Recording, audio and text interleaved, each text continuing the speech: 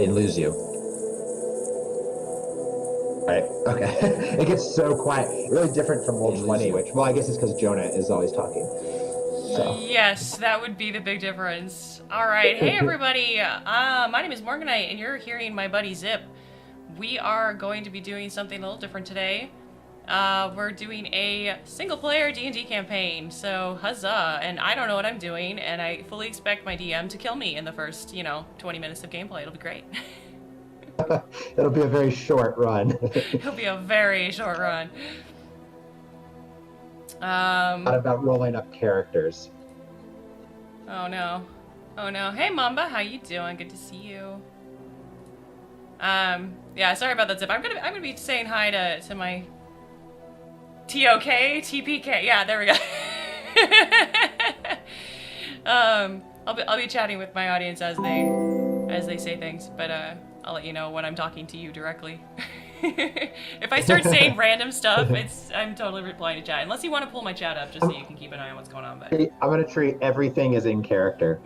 So my character's officially insane then and talking to herself. Yeah, you just have a lot of voices in your head. A lot of voices. Okay, I think we're ready. Let's go ahead and start our backstory. Yeah, so just to explain to everybody a little bit what we're doing, in 1984, a series of books the first in a series of books was released called Lone Wolf, and it was written by a British author, Joe Dever, or Dever, and this started what would become a 29-book series, with the 29th book was released, I think, just last year. And it's just an epic world that Joe created, and influenced a lot of us who grew up with these books, myself very much included. And it's a full story. I mean, playing at least from book 1 to 20 is one character, one story. So I've always wanted to run somebody through that full series. And I love experiencing the series in different ways. And I love D&D 5. So we thought we would kind of convert them into D&D 5 and just play the books and see how it goes. We may deviate a little here and there. I'm going to try to keep as true to the originals as possible without limiting my player too much. So Morgan may make some different choices or choices that are not in the books.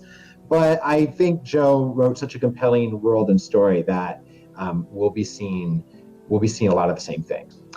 So just to get us started with just a little bit of technicalities, we have Morgan is playing a ranger. She's starting at level 1. And this world is, to give you just a quick background, it's basically there are Kai Lords who live in Summerland, in the Kai Monastery, and they protect the world from the Dark Lords, who live right across the mountain range, which I don't know if your map's up, Morgan, but you can see that right there. Back mountains, and on the other side of that is a vast army of bad guys. That's the basic, very, very, very basic version of this, and where we're starting. So we're over here. You're going to be off to the a little bit off of the Kai Monastery when we start. The Kai monasteries are basically ranger lords. They're like beefed up rangers. They get more abilities than your average ranger, and these are called Kai disciplines.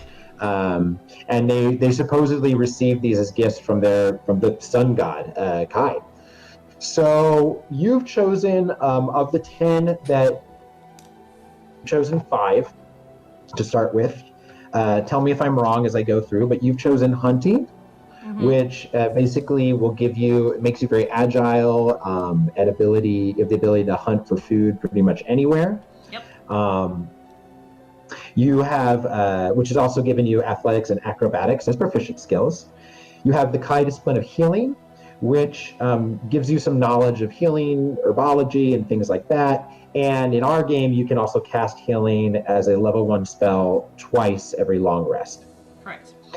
You have the ability of, because then you pretty much went psychic after this. Yeah, I kind of did. which is a sixth sense will pop up at different times in the game. It'll give you little clues and insights. You gained insight as a proficiency, and 4 times a rest you can use augury or audrey or however you say that, as the spell is written in D&D. And then there are a lot of enemies that use psychic attacks, but you've taken Mind Shield, which will give you an opportunity to block some of these, and then unless they're very, very powerful. And then you've taken Psychic Mind Blast yourself. This basically means that you're constantly using your mind to throw your enemies off or deal a little extra damage as you fight. So unless an enemy is immune to this, you'll deal an extra d6 of psychic damage with every melee weapon attack you make. Yep. That's pretty much all for introduction. So let's get started. In the northern land of Summerland, it has been the custom for many centuries to send the children of the warrior lords to the monastery of Kai. There they are taught the skills and disciplines of their noble fathers. Are masters of their art, and the children in their charge love and respect them in spite of the hardships of their training. For one day, when they have finally learned the secret skills of the Kai, they will return to their homes equipped in mind and body to defend themselves against the constant threat of war from the Dark Lords of the West. Times, during the Age of the Black Moon, the Dark Lords waged war on Summerland. The conflict was long and bitter. It was a trial of strength that ended in victory for the Summerlanding at the Great Battle of Machengorge. King Olnar and the allies of Durinur broke the Darkland armies at the Pass of Moitora and forced them back into the bottomless abyss of the Machengorge. Vashna, the mightiest of the Dark Lords, was slain here upon the sword of King Olnar, called the Summer Sword, the Sword of the Sun. Since that age, the Dark Lords have vowed vengeance against Summerland and the House of Olnar. It is the morning of the Feast of Feymarn, when all of the Kai Lords are present at the monastery for the celebrations to usher in the new year. Suddenly, a great let me back up a little bit. When we start here, you are actually in the woods. Your Kai name is Silent Wolf, and last night you were fighting with one of your fellows, a female Kai monk named Singing Dove. It was a stupid bicker, but you were deemed the one most responsible for it. Uh-huh. And so suddenly you find yourself pulled from the festivities of the morning and ordered to go into the woods with your master, Storm Eagle, who is going to do a little impromptu training as kind of a punishment for your behavior. So you guys have traveled about maybe half a day's journey, maybe a little less, just spent your time in the forest. Storm Eagle has been mostly quiet during this time, and you're not sure if he's just frustrated with your behavior or if this is just his normal kind of reticence showing through and he's enjoying the day and the morning, and sees no need to break the calm with words. Are you saying anything to him as you go, or are you just kind of going silently yourself? Oh, I'd definitely be silent too, because I'm feeling like very salty that I got to blame. Like, no, that wasn't my fault. Come on. Jeez. Kind of drift even to your brother, who's also a Kai Lord. He's taken on the moniker of Ghost Bear, and he always kind of seems to be the favored one amongst. He's a little bit older than you. He's kind of a little dashing, but knows how to smile his way out of trouble. You never seem to be able to smile your way out of trouble. Well, that's because I have a 0 charisma skill. That's it right there then. I fight my way out of problems. What are you talking about?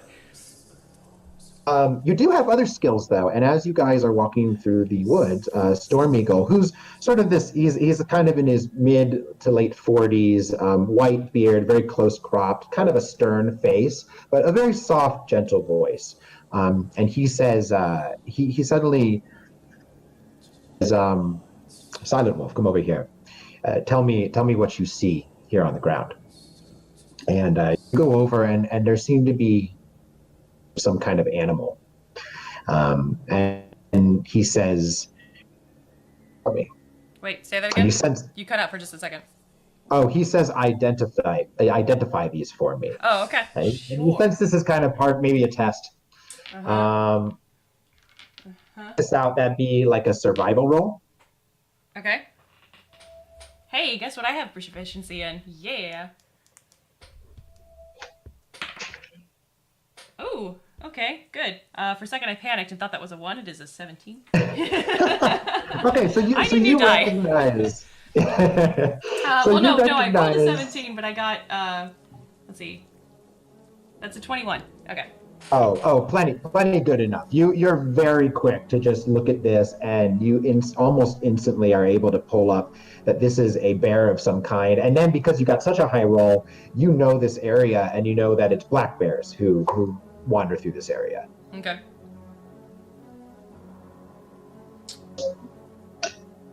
Yeah, so we've got black bears, as expected. And he says, very good. What about? And he brings you to a set of bushes where underneath them seem to be growing some kind of herb. Ooh. Is that a nature check? Say this is a nature check. Yeah, I am Uh-oh. going to give you advantage on it Ooh, okay, because I'll of take that. one of your disciplines. I'll tell you after which one. Okay. uh, It's not to give it away. right. Um, okay, let's do this. Oh, that's bad. Okay, that's a 9. Fine. Okay. Yeah, you really don't know what you're supposed to see out of these things. I don't garden. Jeez. To tell him. Is that what you tell him? Yeah. He kind of cuffs you lightly on the back of your head, um, and he says, maybe you should start. This plant is one that could save your life someday, if you were able to tell us what it was. And he sort of pauses for a minute, and it's almost like he's debating whether to say something else, and then he sighs and he says, "This is lomspur. It's an herb. He says, pick some of it, gather it, keep it with you. If applied to your wounds, it can help speed the recovery, and you can eat it as well. Man, To that's pretty terrible that I don't know this. he agrees. Yeah, he doesn't think it's great. He's a little upset with A you. little Um, concerned that I have no idea what this healing herb is. you Okay. can just can detect his displeasure. But you can pick some of the herb, and you can keep this as an item. We're going to use the old lone wolf system for items. So basically, you can keep up to 8 backpack items, and you do have a backpack on you. Okay. And then you can keep up to generally 2 weapons. I'll let you slide on that if it's little things like daggers and Okay. stuff. Or throwing knives as well. Um, yeah, and your bow, I'll also let you slide on this. That's like a separate weapon, bow and quiver. Equipment versus items that you're carrying in the pack. That makes sense. Yeah, basically, we're really just going to focus on that 8 item limit for your Okay. pack. Okay. So you can pick this if you put it in your pack. It will heal you 1d4 plus 1. Digest it later. Okay. Cool. Um, so you guys continue to walk, and as you do, he's talking to you now, and you sense that maybe this is the lesson. And he says, it is your connection to this world, and your love in the creatures for the creatures in it that make you strong.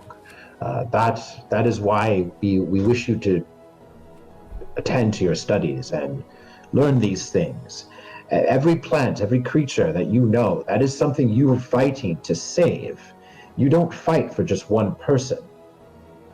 Well-being of all of the good creatures of Magnamund. Be powerful, yes, and full of rage. But they have only one master, the dark god Nar. Cannot match the desire of all living things to survive. And so we shall prevail as long as our hearts are pure. All right. I'll nod and I'm paying attention. Uh-huh. And he seems okay with that. He wants you to think on his words maybe more than get into a discussion with him about it. He does. You guys come to a clearing pretty soon, and he begins. He looks around and kind of says, "This will be a good place to set up camp." And he's unbuckling, kind of like loosening his sword scabbard, and you sense that you guys are gonna do some sparring. All right. Pause just a second. But Somebody's asking, is this quest based on the original FFTD or Mongoose remake? no, this is based. This is pretty straight from the Project Aeon Flight from the Dark. Everything I'm doing will be off of Project Aeon. I don't have access to all of the remake books, so I'm not going to use them. And the Mongoose remake, we're not using their die 20 rules because that was based on Pathfinder. And while they did awesome work on it, there was actually some aspects of it that. So, and I don't want to play Pathfinder. I want to play D&D 5. That's okay. He'll still try and tell me to roll by Pathfinder rules every once in a while. Yeah, you'll hear me say things like "make a will save," and everybody. I'm like, goes, what? Yeah, this make is an a bluff ongoing check. Yeah, this is an ongoing joke in our other campaign. Is he'll be like, "Oh yeah, no, do this roll," and we're like, "That's not on our list, dude." Quickly scramble and say, "That's nature." Yeah, quick, what do I have proficiency in? It's perception, right? It's totally perception. And I will admit this part of the adventure is a bit of a prelude that I've set up for it, just to get us into character and into the game a little bit more. I'm not starting directly on page 1 yet, but we'll get there. We're getting there. Okay, so Storm Eagle points to a nearby tree, and he says, "That scout out the area. Let me know where the nearest source of water is. If there's any animals roaming through, maybe that black bear you spotted the tracks of. Want to make sure he doesn't wander into our path." Okay, then I'll nod and start checking. What do you want me to roll for? Do an athletics check for this. The tree is a large, ancient oak tree. It's clearly been here for ages, and there's a lot of good handholds and many branches, so it shouldn't be too tough. Okay, so here's a question. I took a double level of athletics. So, what? The way I'm playing that is that you will double your proficiency bonus. Sweet. For it. Okay, that's awesome. Goodness. So that would be. Hang on.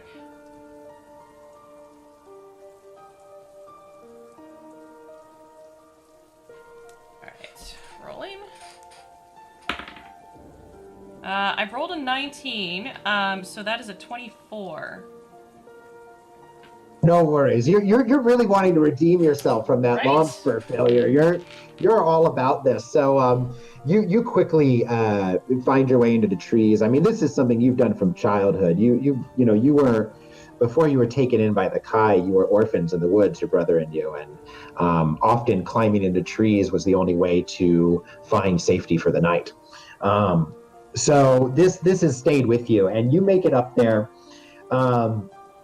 And the land is kind of spread out before you. In the far distance, you can see the monastery, where you kind of abashedly think that your brothers and sisters are having, a wonderful feast with the great lords who have come from all over the world of Magnemund to attend this momentous day. Then you turn towards the west. And give me a perception roll. Okay. Where'd I put that die? Just like, okay. Wow, I'm rolling real good today. I'll take that. Let's see. Perception is wisdom. 21.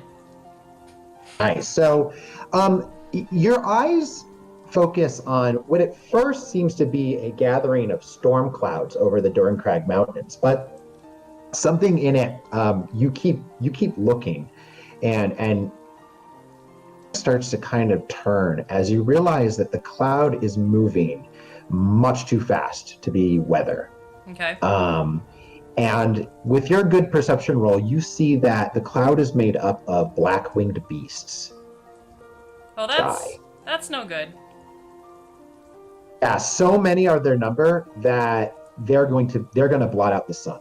Okay, yeah, that's a very big problem. All right, So what are you doing? I'm gonna shimmy down that tree. Well, first, uh, can I quickly judge what direction they're headed in, like officially? Absolutely. They are coming east. Okay. All right. Directly east. Then I'm gonna scramble down that tree as fast as I can You because. get you get to about halfway down the tree. You're coming under the higher branches and able to see the clearing below when a you see a sudden voice rings out in your head. Okay. Master, Storm Eagle, and it's just a clear command, and it says, "Stop." Oh, okay. So I freeze in place. Look down, and Storm Eagle is standing in the clearing with his sword drawn. It's a great sword, and it's hanging at his side, kind of lazily almost. But you can see the white knuckles of his hand where he's gripping the hilt. And facing him in this field is a dark-robed figure. Um, and you can't make out any of its features. It's wearing a thick black gloves, and it's standing in the clearing facing him. And Storm Eagle is talking to it. He is saying, Oh, "Make yourself known. What is your purpose in these woods?" And the creature just lets out this laugh, kind of like a. nope. You cut out. You cut out. Come back. Come back. Oh, I'm here. I'm here. Okay. So it just lets out this dry chuckle, rasping like, and then it doesn't answer him. Storm Eagle demands again to know its business, and then suddenly he grabs his head, and even you yourself feel something bashing against your mind. Pull up your well. Let's see if you can pull up your shield. I'll give you advantage on this. Well, I get advantage. That's what I get. Yeah, unless it's really powerful, in Oh, which okay. case I'm just going to let you try to save. But this one's not too bad, unless you fail this roll. But make an intelligence save. Okay.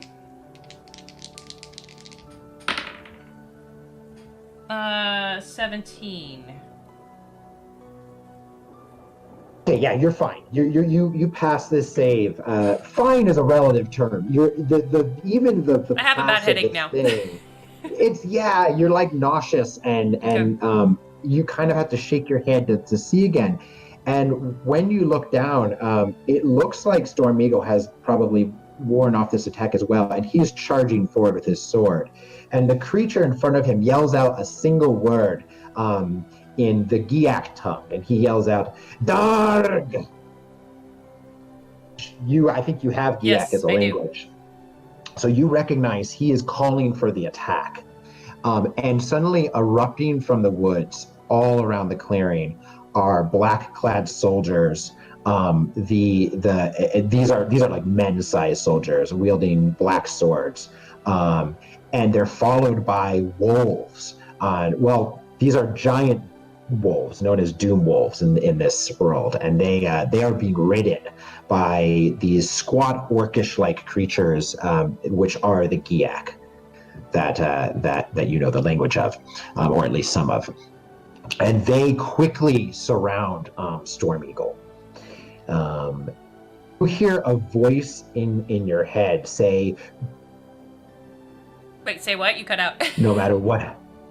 The voice in your head says, "Do not come down. Oh, okay. No matter what happens, stay where you are." And you're watching as Storm Eagle is trying to fight off these enemies, and you've never actually gotten the chance to see your master in combat, and it's incredible. I mean, he is cutting through. He's cutting through 2 or 3 enemies with single blows, dodging others, but you also see that he is weakening over time, and it is not long before a doom wolf gets a hold of his leg and starts to pull him down. Oh, I'm like super torn. Um, is he still like overrun completely? So many enemies down there that there is a number of black clad those black clad soldiers moving in, and they're raising their blades to just stab down at him. Oh God. And it's just him and I now, like, because my brother apparently disappeared. Back at the Your brother's back at the Clay Oh, Monastery. okay. Yeah, he didn't come with you. He was not in trouble. He was not in trouble. Got it. Oh. No. Voice of Storm Eagle continues to play in your mind, weaker now, but it says you must stay where you are. How can I? How can I just watch you die? Must, it says you're the only one that can warn the Kai of what's happening. Okay. I'm not. But we've got like now. Apparently, there's an attack on two fronts because we've got the airborne things that are headed this way and the things on the ground. So I'm not sure how I'm going to be able to get there ahead of them. Yeah, and that is the thought you are thinking when these blades come down and they enter Storm Eagle's spine, and his back, and they lift and lower and lift and lower. 5 times they repeat this action. And your master's voice just goes dark in your head. The black robe figure, which didn't partake in the fight, he steps forward and he yells more in Giak, and you're able to make out through the kind of pounding in your head. You're able to make out that he's saying that they need to move through the woods, kill anything they find, and they'll be at the monastery. They'll be at the monastery to meet the main force soon. Oh God, this isn't even the main force. Okay. These guys trudge off through the woods. And I mean, it takes a while. This takes minutes to get all of these. I mean, it's a whole platoon of wolves, Giak, and these warriors, and they are moving on. And even as they're going, that cloud that you saw earlier clearly has entered your area because the sun goes dim, and you hear the screeching of creatures and the beating of gigantic wings. Wow, that's a pretty serious assault. Yeah, right, Mamba? Things got real.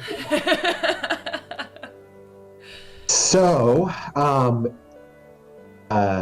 yeah, present.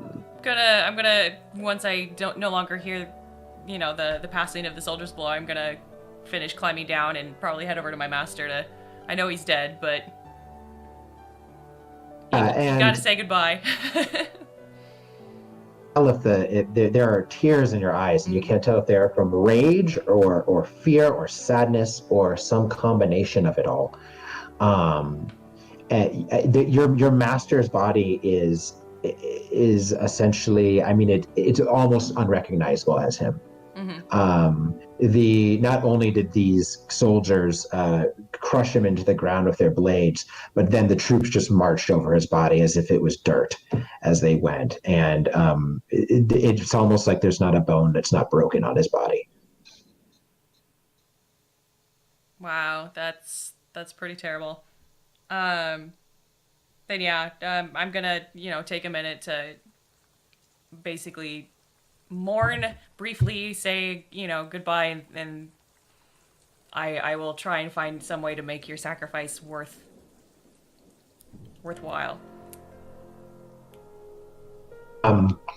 As you say this, you feel you feel kind of an inner just strength in you. It's not calming, it's not comforting, but it is a mission.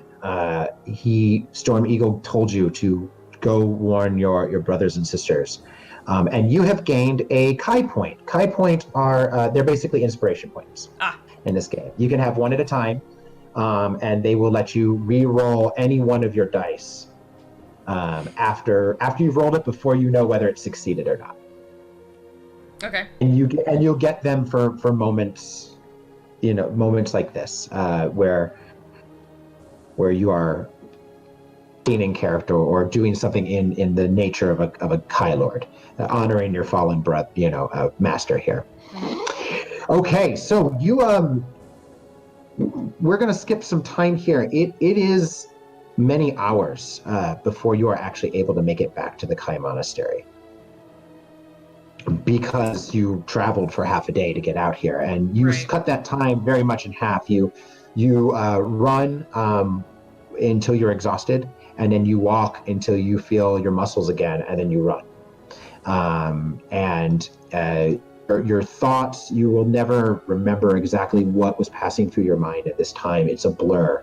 Um, and in some ways, you're not even sure how you make it back to the monastery. But eventually you do. What you come across is a broken smoking ruin. Too late. Damn. Not a stone has been left. Another stone. A great battle clearly took place here. Once beautiful halls are now ruins, piled with the bodies of dead, and you have hope because there seem to be so many of the Dark Lord's creatures, numerous, uncountable Giaks, doom wolves with sometimes 3 or 4 blades stuck in their sides. Even some of the black-clad warriors, their bodies laying strewn all about this battlefield.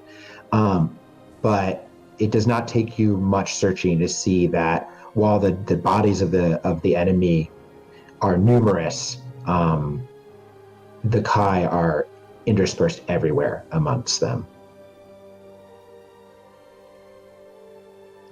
Wow. So I'm having really epic music playing too at the moment. Like, it's really fitting. I'm like, wow, it went like sad when the guy died. Now it's like, oh hey, like battle ruins. I'm like, well, okay. Is that going through the Twitch? I don't hear it. Yeah, it should be. It should be. It's a little quiet though. I don't know if they're hearing it. I'll have to check out Mamba, the you Twitch wanna? later. Yeah, you wanna let me know if you're actually hearing the music, because I can kick it up if not. I didn't want it to like drown out Jonathan and I, but yeah, it's like dramatic, sorrowful music that's playing right now. It's kind of funny. Anyway, so yeah, I will probably start scanning the bodies to see if I can find my brother, because I want to know if he made it out. It's a big task, but let's have you make a perception roll. A perception roll. All right. It's like a search.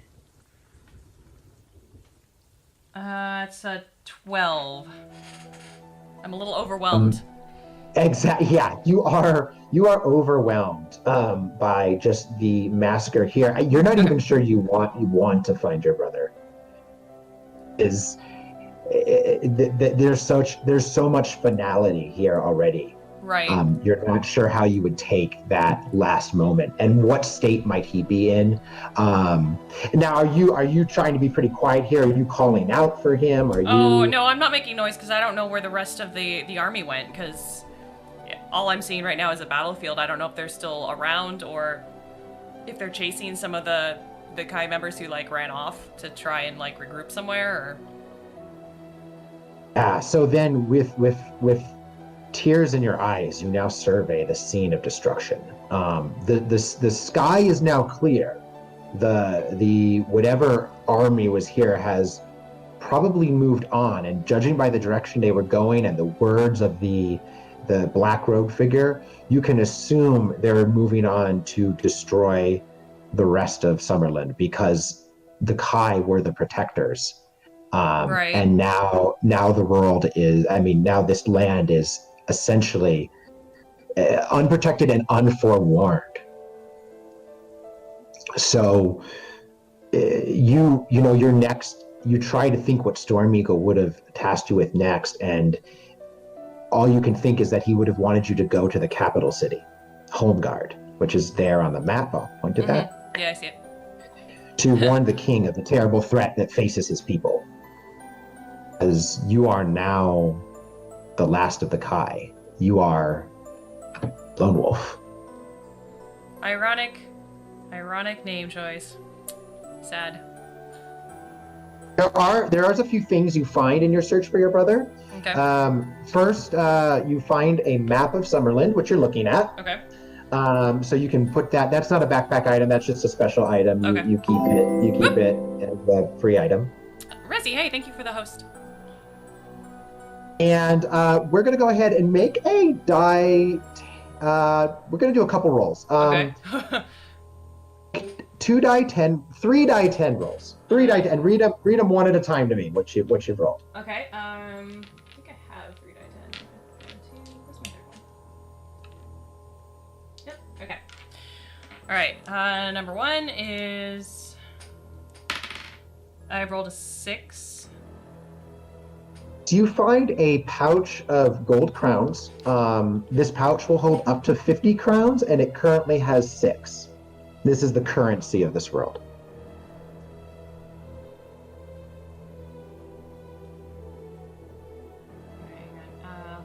And your second one? Got it. Okay. Second one. That was a 7. Then is you find a you actually find a space where some of the feast has survived and been undisturbed. It's a bowl of fruit. Obviously the bowl's been knocked over and smashed, but the fruit that's rolled out of it is still fresh enough and has not been damaged. You managed to gather enough up for a meal in case you'll need one later. Might save you some time from having to hunt. Right. And you can put that in, that counts as a backpack item. Okay. Then your last one. Last one is a 4. And a what armor are you wearing? It is a scale mail. Okay. Then we're gonna say that you also find here a set of gauntlets that you can wear, and they're gonna add a you take them off the body of one of the black-clad warriors. Must have been a younger warrior, smaller, because they fit your 16-year-old wrists. Yes. But they are finally made, and they're going to add +1 to your AC. Sweet. AC right now. Hmm? What is your AC right now? With the +1, it is 17. Okay. Which is the highest AC I've had yet in my characters. That's awesome. All of my characters have been squishy. All right. So from here, let's get to here. You basically you don't have much more time to search. You Right. sense that you have to make haste because it's not safe to linger by these smoking remains of the ruined monastery. The Black-winged Beast could come back at any minute. There could be other platoons searching the woods. You have to set out for the Summerland capital of Homeguard and tell the whole elite of Kai warriors, save yourself, possibly, as far as you know, have been slaughtered. Right, I couldn't find any tracks of people escaping or hiding or anything like that, so, okay. No, not with your perception roll. Nope, not with my 12. And you know, the thing is, if anyone did escape, they're surely now headed for the capital too. So right. you would meet up with them and make a. You cut out again. Oh, and so you would meet up with them and make a stand. Oh, okay. So if you have nothing else that you wish to do here for the time being. No, I don't want to linger. I gotta go. I have a mission. And then there is a hill down on which the monastery sits, and at the foot of that hill, the path splits into 2 directions, both leading into the wood. Okay. And this is a moment actually where you have your sixth sense will come into play. Ooh. I make a die 20 roll and add your intelligence modifier.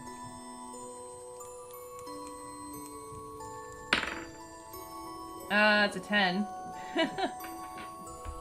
It's not great. You're getting a sense that that there are still creatures in this area. Just a kind of a vague sense of danger. Mm-hmm. It is high enough to give you one more shot at a perception roll. Give me one perception roll here. Okay.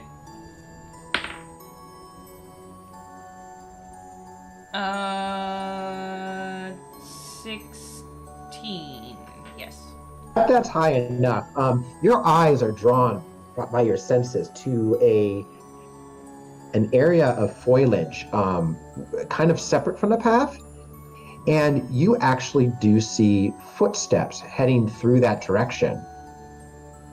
Okay. And you could cut through this foliage if you wanted. It would take you roughly east, roughly northeast.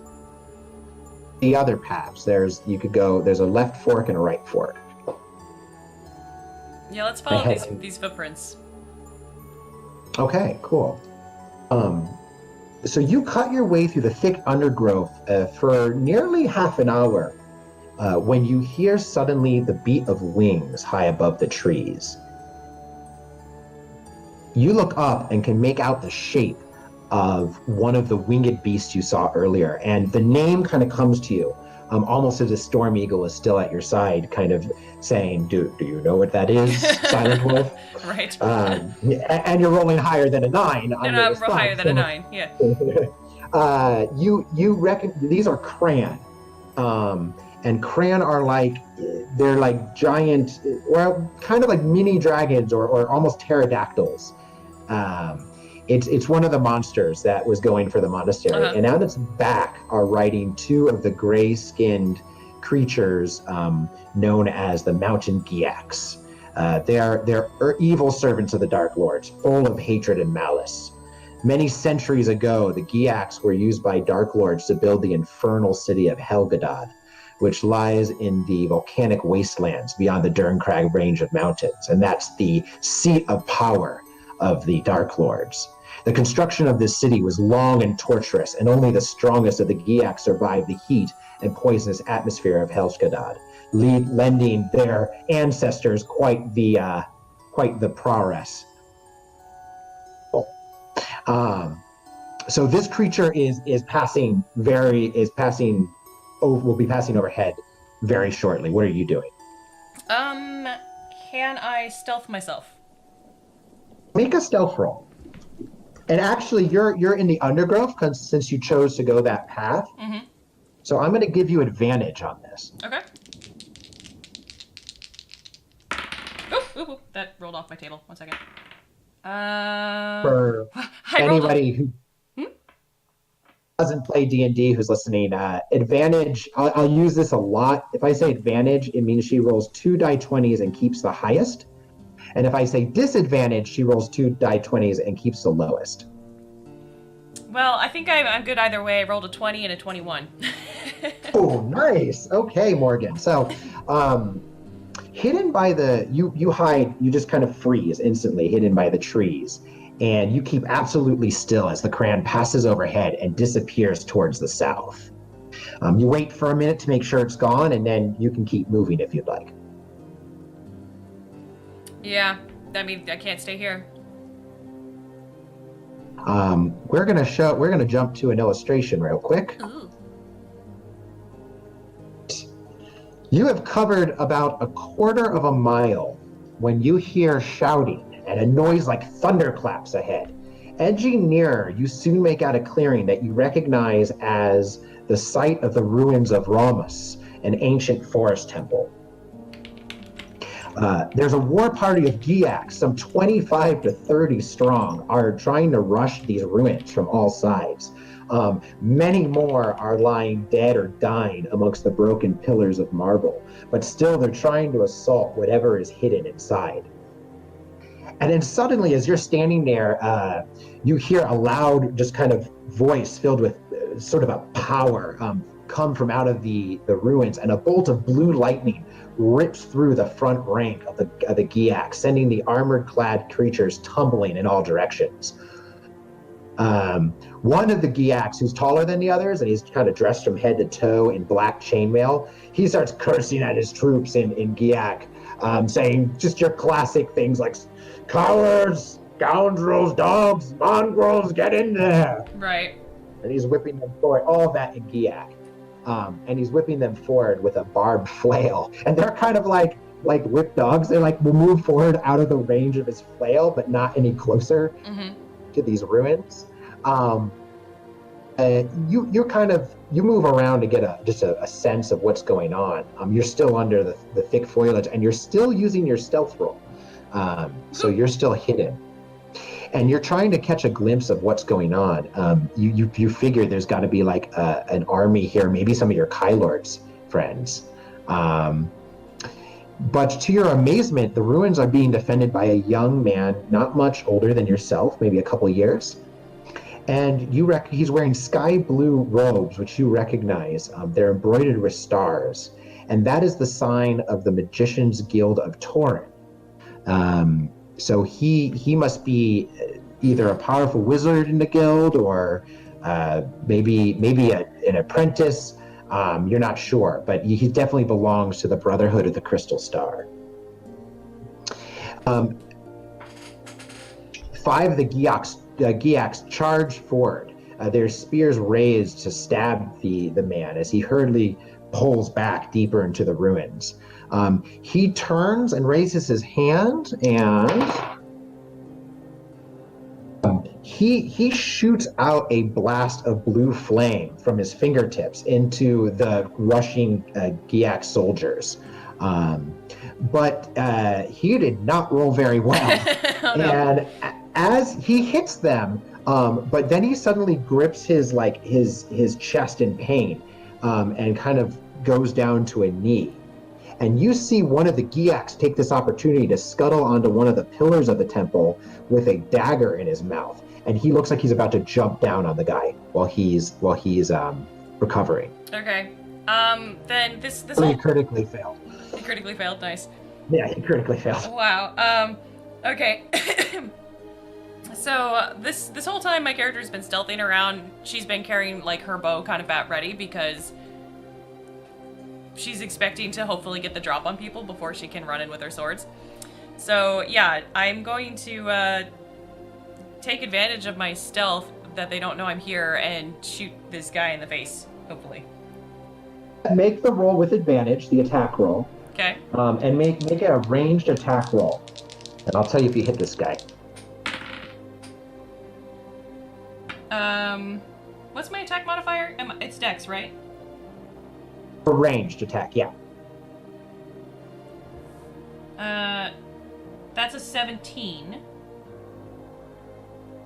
Make a roll damage on this guy.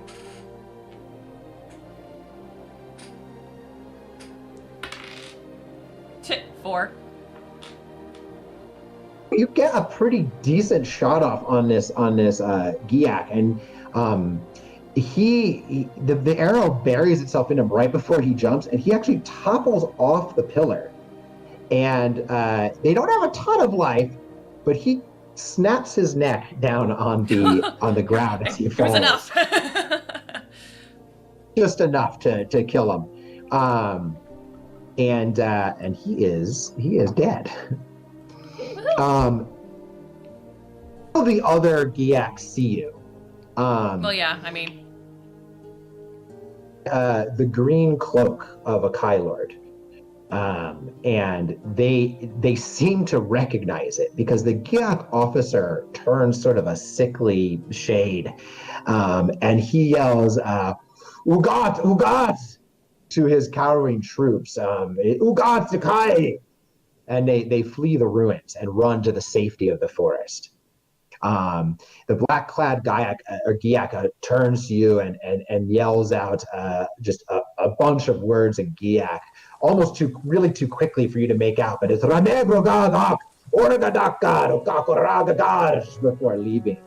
And you get the sense, it's too quick for you to pick up most of it, but you get the sense that it's like he's basically saying up yours, up Right, yours, and, right. you'll get yours sooner rather than later. Like they'll come back for you. But they retreat. Okay. And you kind of, you're like just checking out the battle and see that this guy killed maybe like 15 to 25 of these Giaks. He's getting up, by the way, and he wipes his brow and walks towards you, his hand extended in friendship. Then I'll do the same, because, we didn't die, and clearly he's not one of them. And he says, my eternal thanks, Kai Lord. My powers were nearly drained. Had you not come to my aid, I fear I would have ended my days atop a Giak lance. He kind of coughs as he says that, and he's really weak and unsteady on his feet. I fear we cannot stay here. I am, as far as I know now, the last of the Kai. They have eradicated our monastery. I'm heading to the capital to try and warn them, if possible. As you say this, he buries his hands in his head in his hands, and he says, then I have come too late. He says, my name is Banadin. The Brotherhood. Banadin. Okay. You want to type that actually into the sidebar here so I have it? Discord? Here we go. No, not Discord. You can just type it into Roll20, the chat box. Sure. Sorry, I closed my chat box, so I didn't see it. So okay. Biak, also Cran. So he says, my name is Banadin. I am a journeyman to the Brotherhood of the Crystal Star, the Magician's Guild of Torin.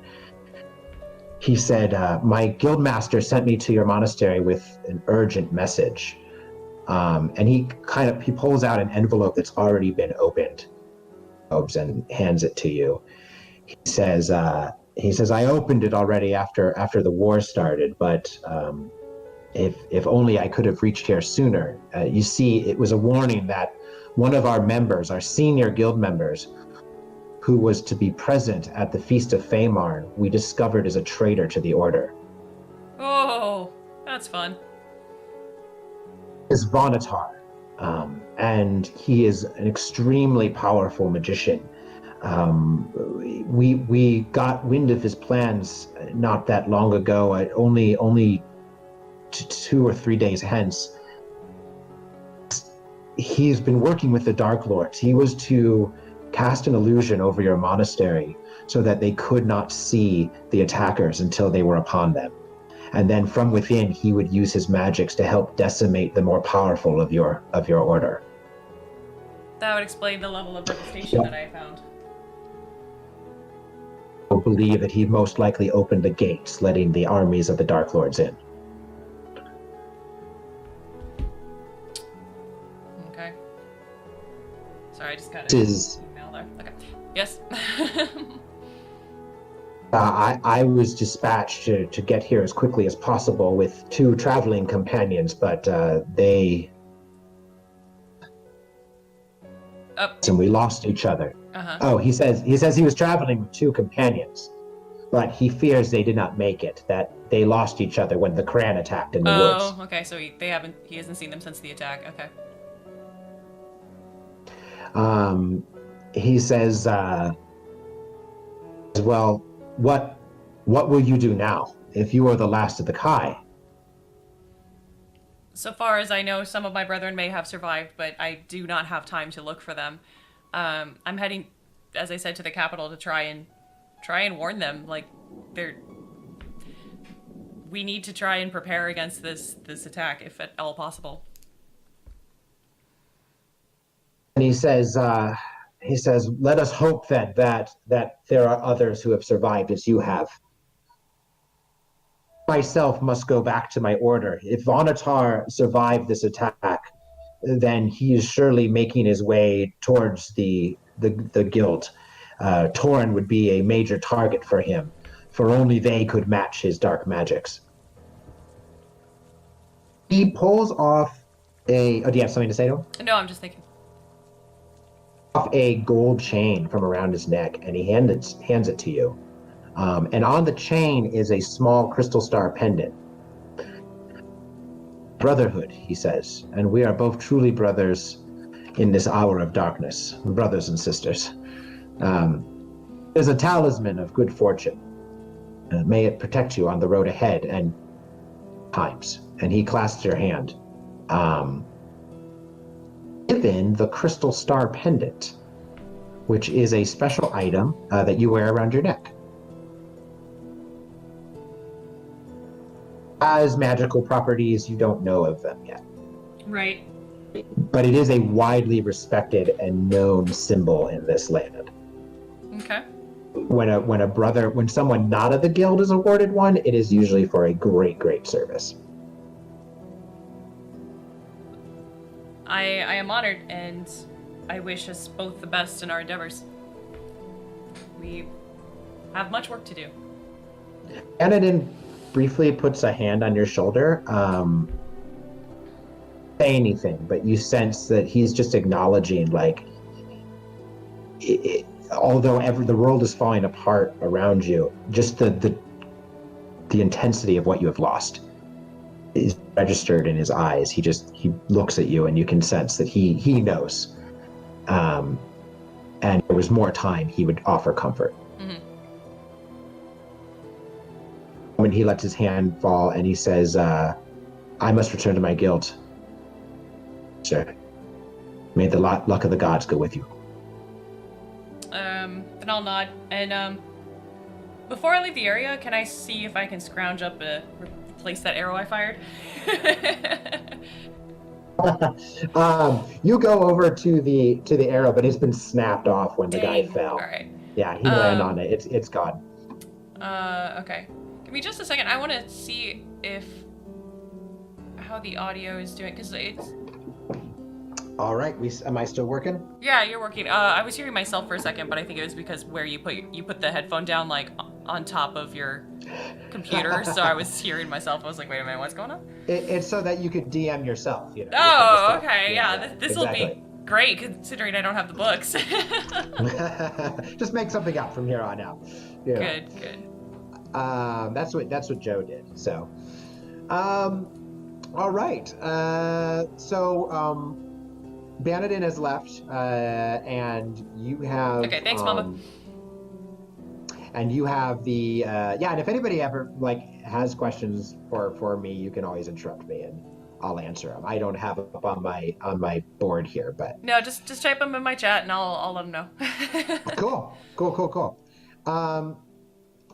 With a Banadin is gone, and you're free to continue your mission again. Okay. You're currently standing outside the ruins. This was an old civilization that long predated the Summerland, and spots of their ruins kind of remain scattered throughout the forests here. I have a question. Is it raining? It is not. Okay, then this is the wrong soundtrack. It started playing like quiet piano rain music. I mean, it could. No, that's fine. Let's say it is raining. Let's say it's no, raining. No. This isn't. It got like really quiet and like. Okay. It's not working. You briefly feel a spatter of rain, and then it passes. Oh, okay. There's no rain. Yeah, it's actually you were up at dawn. You traveled. It took you hours to get back here. You're probably well into midday now. Okay. And it's almost a disgustingly pretty day for the things that have happened here. There we go. That's more theme appropriate. As you're standing here, you give me a roll for your sixth sense. Give me an intelligence roll.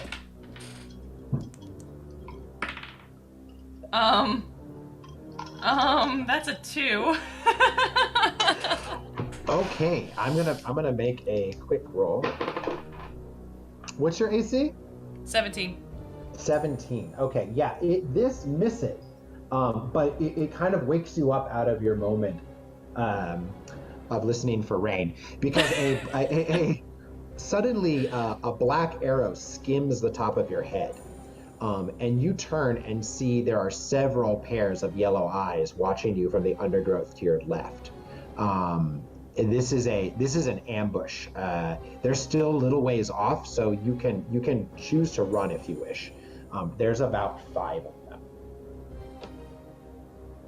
them. Sure. I'll try and see if I can lose them in the woods at all. Okay, great. So as you race through the trees, you can hear the horrible cackle of the Giacs close behind you. Soon the trees start to thin out, and directly ahead you can see a rocky hillside. You could either continue to try to dart through the trees, or you could break your cover and run up the hill. Well, that'll just leave me super exposed to arrow fire. So you're going to stay where you're going? Yeah. All right. Give me let's do a, you've gotten ahead of them a little ways. Let's see if you can kind of get out of their way. Let's do a stealth roll. All right.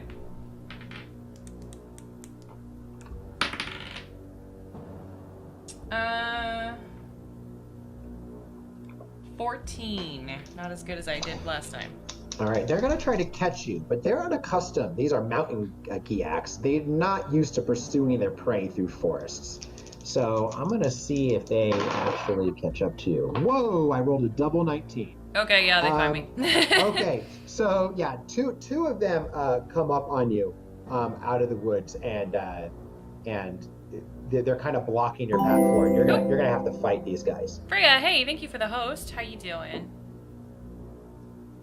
I'm assuming your internet is working again. Okay, so they're coming up against me? Yeah, let's roll initiative. All right. Don't I have advantage on initiative? Wasn't that one of my things? Hang on, maybe for a ranger. Maybe for a ranger. Let me look. I'm gonna roll their initiatives while we wait. Okay.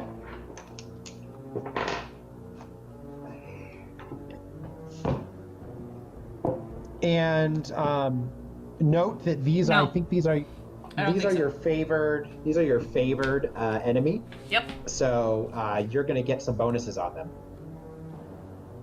Okay, give me just a second here. I'm quickly scanning the thing here. And for anybody who doesn't play D&D, initiative is how we start every combat. I do. As part of my natural explorer bonus, which is just like a bonus ranger thing, I get advantage on initiative rolls. Nice. Okay, so do that. Sweet. So initiative for the uninitiated is it's how we start any combat, and it tells us who goes first. So I rolled a 3 and a 20.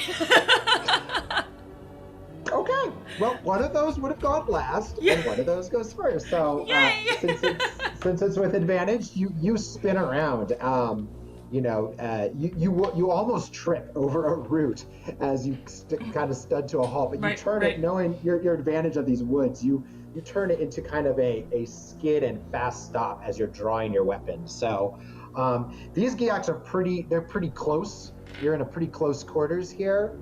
So any bow attacks you do are going to be a disadvantage. So can I drop it and draw my dual short swords?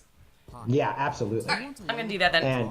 And then it's your turn. So there's 2 Giacs facing you, one on either side, and you want to make this quick, or else others might join you.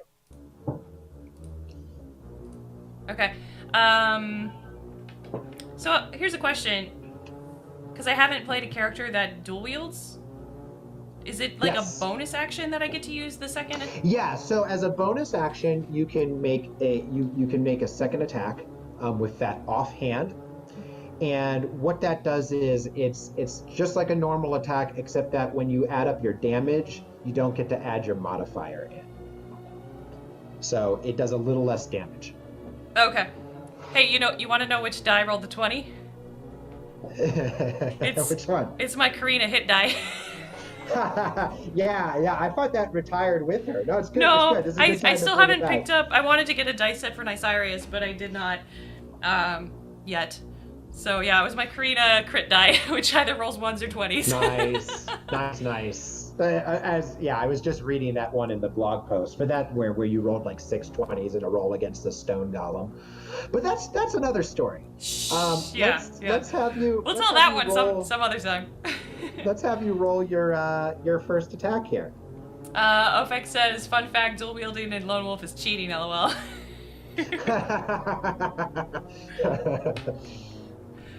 We all know we wanted to do it. Okay, so let's see. I get +2 on attack against them because they're my favored, correct? Yeah, on my damage, Yes. not the hit. I think it's just a damage. Yeah, it's That's just the right. damage. Oh well, I failed my first attack.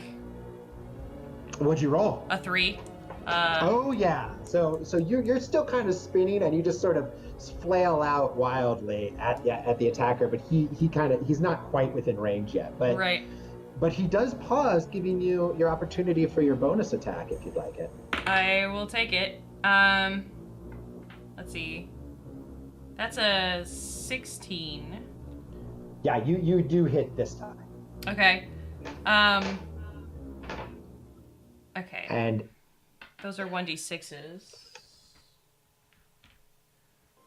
Short sword. And then I also get to add an extra 1d6 for the mind blast, correct? With every successful melee weapon attack. Yeah, Okay. he's not immune to that. You're attacking him with Okay. your mind as well, just kind of letting the rage you feel fill your mind and just passing it on to him. Ooh. That's a total of 10 damage. Oh yeah, so your first slice just takes him completely off guard, and then he would survive except for your mind blast. You unleash that rage I talked about, and suddenly he coughs blood and falls down dead. Sweet. From behind you, the other one is rushing for you. Okay. He does not hit. He rolls a 12 to hit you. Nope. And then he backs away again, he's disengaging from you so you don't get opportunity. Okay. But he's sort of rushing in and then darting back into the trees, kind of watching you from them, like waiting for you to come closer. Are you gonna oblige him? Do I see the others? Because there were like 5 of them, right? Yeah, you don't see them yet, but you can hear them crashing through the woods. Okay, nearby. so the goal is to take him out before he gets back up then. Yeah. Yeah, either flee or kill him. No, I'm gonna try and kill him then. I'm just gonna take him down. Well, I'm gonna try and take him down. Come on, die, don't fail me now. Duh. That's a 12 to hit? I don't think that's gonna do it. No, it would, except this guy has a buckler on his arm, and he holds it up to block your strike. Are you making any sort of like battle cry as you run forward? No. Okay. No. So silently, you just kind of. I'm like definitely him. snarling at him, but I'm not making much noise. Ooh, nice. Okay, so yeah, like your namesake, you come at him kind of like a wolf. But your first blow bounces off his shield. Are you gonna make your bonus attack? Yeah, let's see if I can roll higher than another nat 20. I'll take that. Oh wow. Okay, so let's roll some. You double your damage on all things. Oh shit! All things. So you roll all of your dice twice. Okay. Do I add the bonus against him twice too? Because that's goofy. No. Okay. No. Just dice. Okay. Then I rolled the exact same fucking numbers on these dice I did last time. It's a 6 on the black one and a 2 on the red one. And then roll again. 14, 16 total. 16 total. Okay. Yeah. So yeah, you you just destroy this guy. You come at the shield, and he catches your first blow on it, and then you use your other blade, and you don't even attack him. You cut his shield in half just to make a point. And while he's staring at his broken piece of the shield, you drive both your blades right through him, Nice. and then out.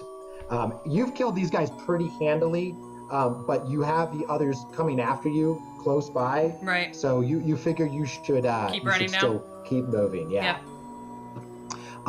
You do eventually escape though. When you're satisfied that they have given up the chase, you stop for a few minutes to catch your breath and you check your equipment. And then, with the memory of the ruined monastery still blazing in your mind, you push on. All right. As you're pushing through the tall trees ahead, I need you to go ahead and make a. Let's start with a perception roll. Okay. Oh my God, Karina! Hi, how are you doing today? Man. Okay, that's another 20. Wow! All right, you're just riding high on the black die is pheromones repeatedly here. rolling a 20. I don't know what's going on. That's amazing. Yeah, if it does 6 more in a row, we'll start to question it. Right. Yeah. I'm afraid now because it's gonna start rolling ones again because that's what it does. That's pretty much all you rolled on. I know. Ones and 20s. Yeah. I should maybe swap to the other one again. We should do the float test on that someday.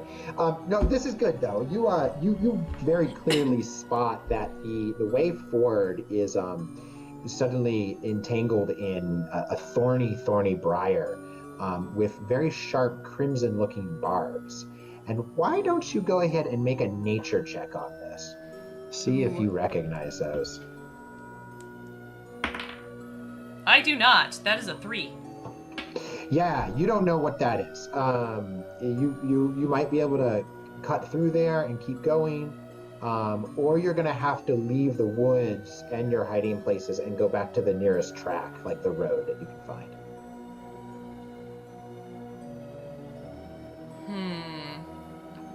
Turn on camera so we can see the dice roll. I don't have a camera, Mamba. You know this.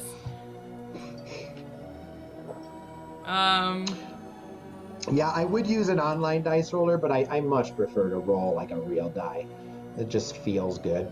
Yeah, well, and like, you know, do we trust an algorithm more than we do like the hard copy of the dice we have? Like, I don't, and my luck is such that I get like really good rolls and then really crap rolls in a row. So Yeah, it's pretty crazy. I missed Karina's luck. I know. So. Oh, I'm channeling her like crazy today, apparently. If anybody ever wants to know what we're talking about there, we can post links to the blog for our other game.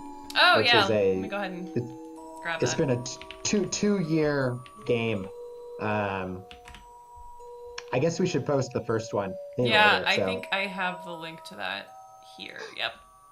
We're still playing it, and every week I make a post that kind of summarizes story, and I talk about some of the behind the scenes, how I made decisions as a DM. Always trying to get better at DMing. So there's a lot of zaniness. Oh yeah. And a lot of pretty epic moments, actually. It tends to be a touch ridiculous sometimes. Sorry, give me just a second. It's taken the characters from level 2, I think you started at, and now you guys are level 9. And that's a pretty straight played D&D game. Like we only level when the experience tells us we do. We've been playing a lot of classic adventures, so they're working their way through Red Hand of Doom right now, which is a big 3.5 adventure, but we've converted it to 5. Anyway, that's for people who really like D&D and want to know what our in-house road jokes are about. Yeah.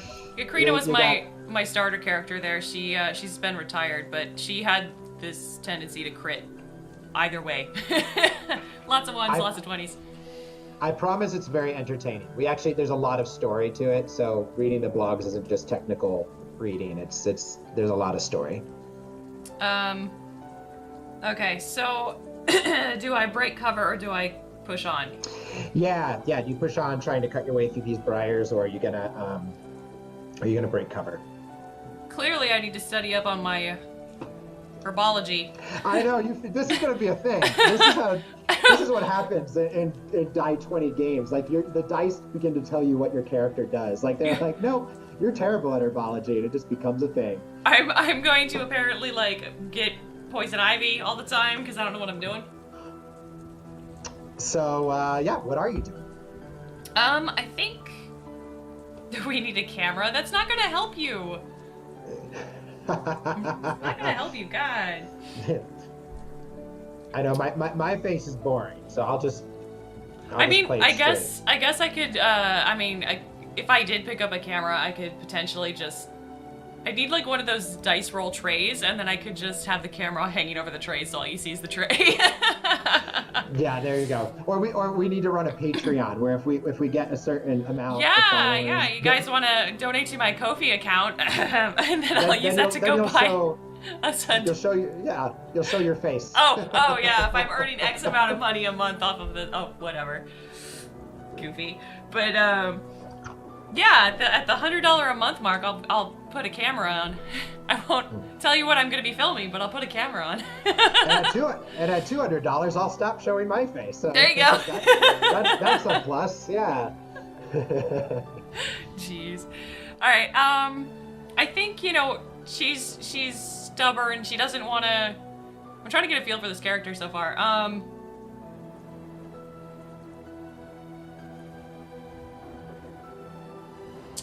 I really don't want to break cover if at all possible, but if this is going to slow me down, I kind of am trying to do the quickest way possible.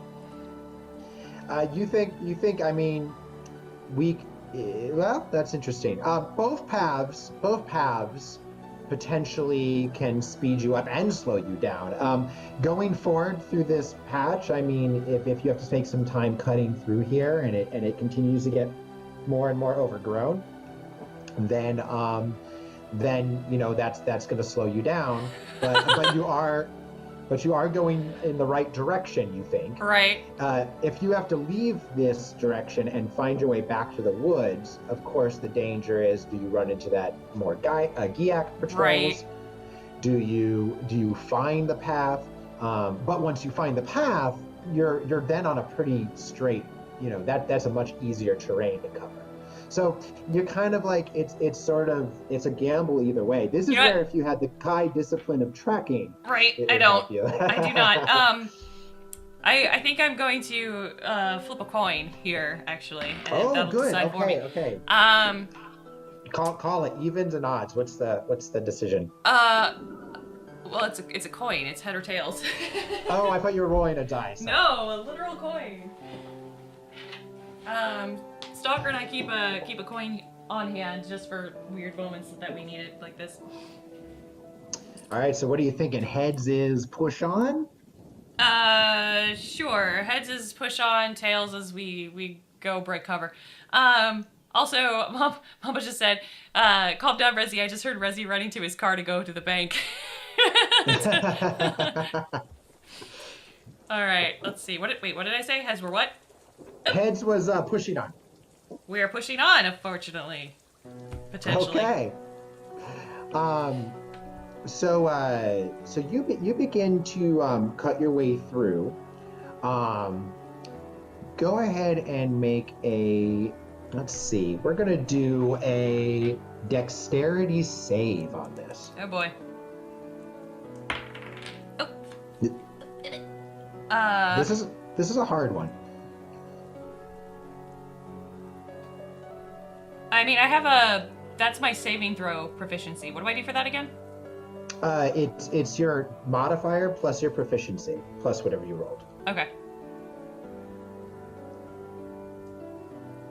That's a 17 then. I rolled a 12. 17.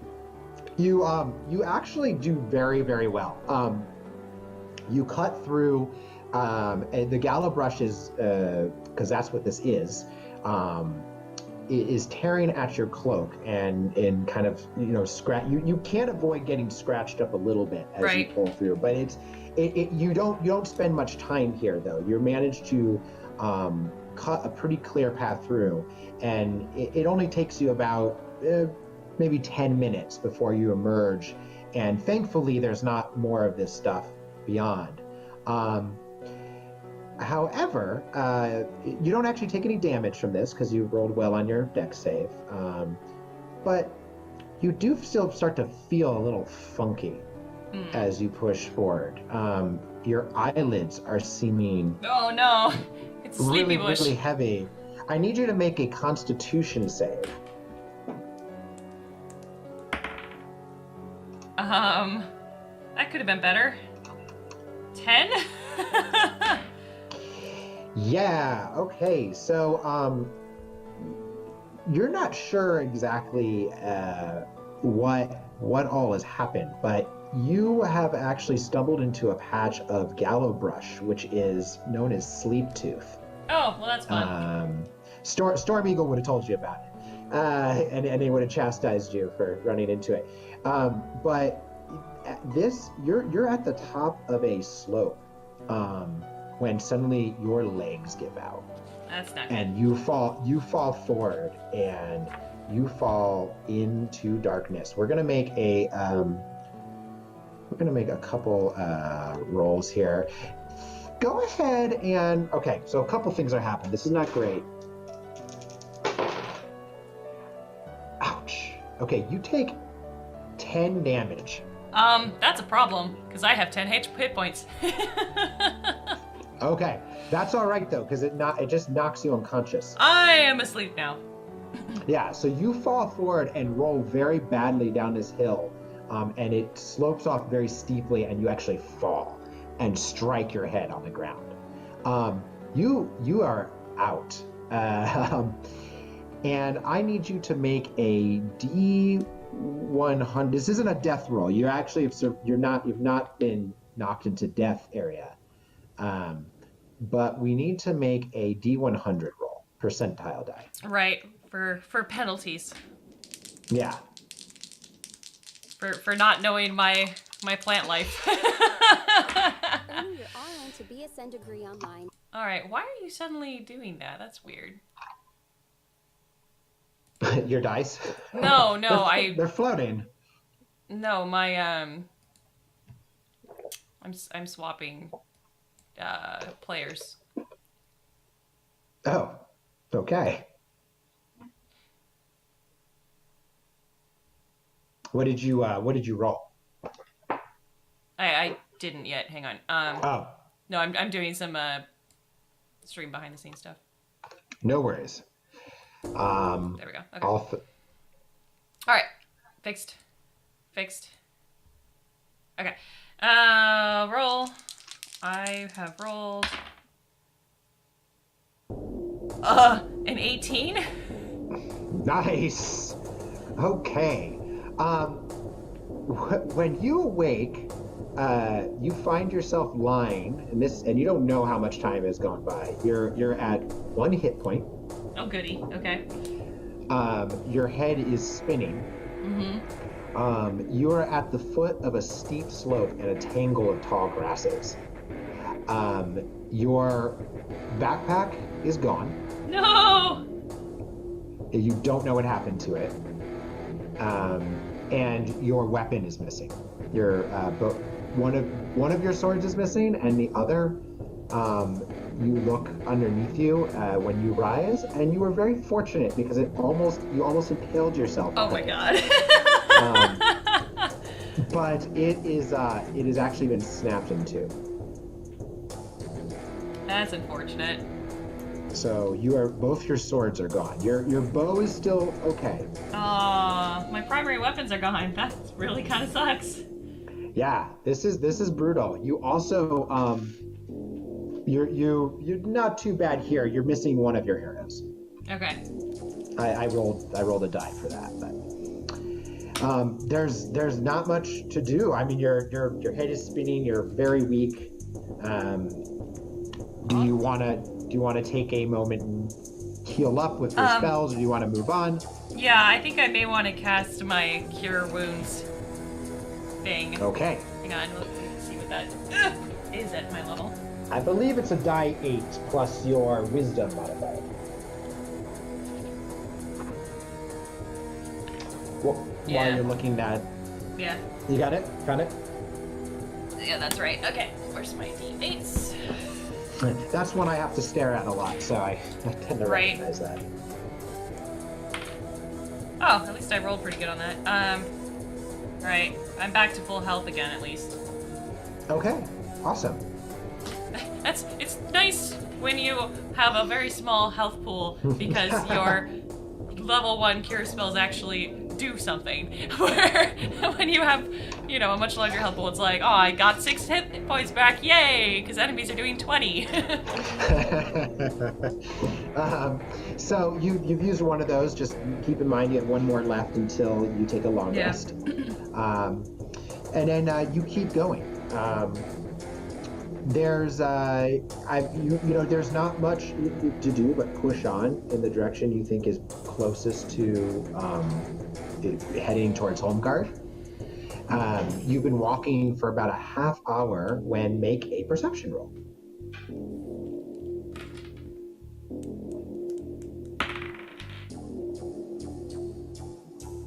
Perception 16.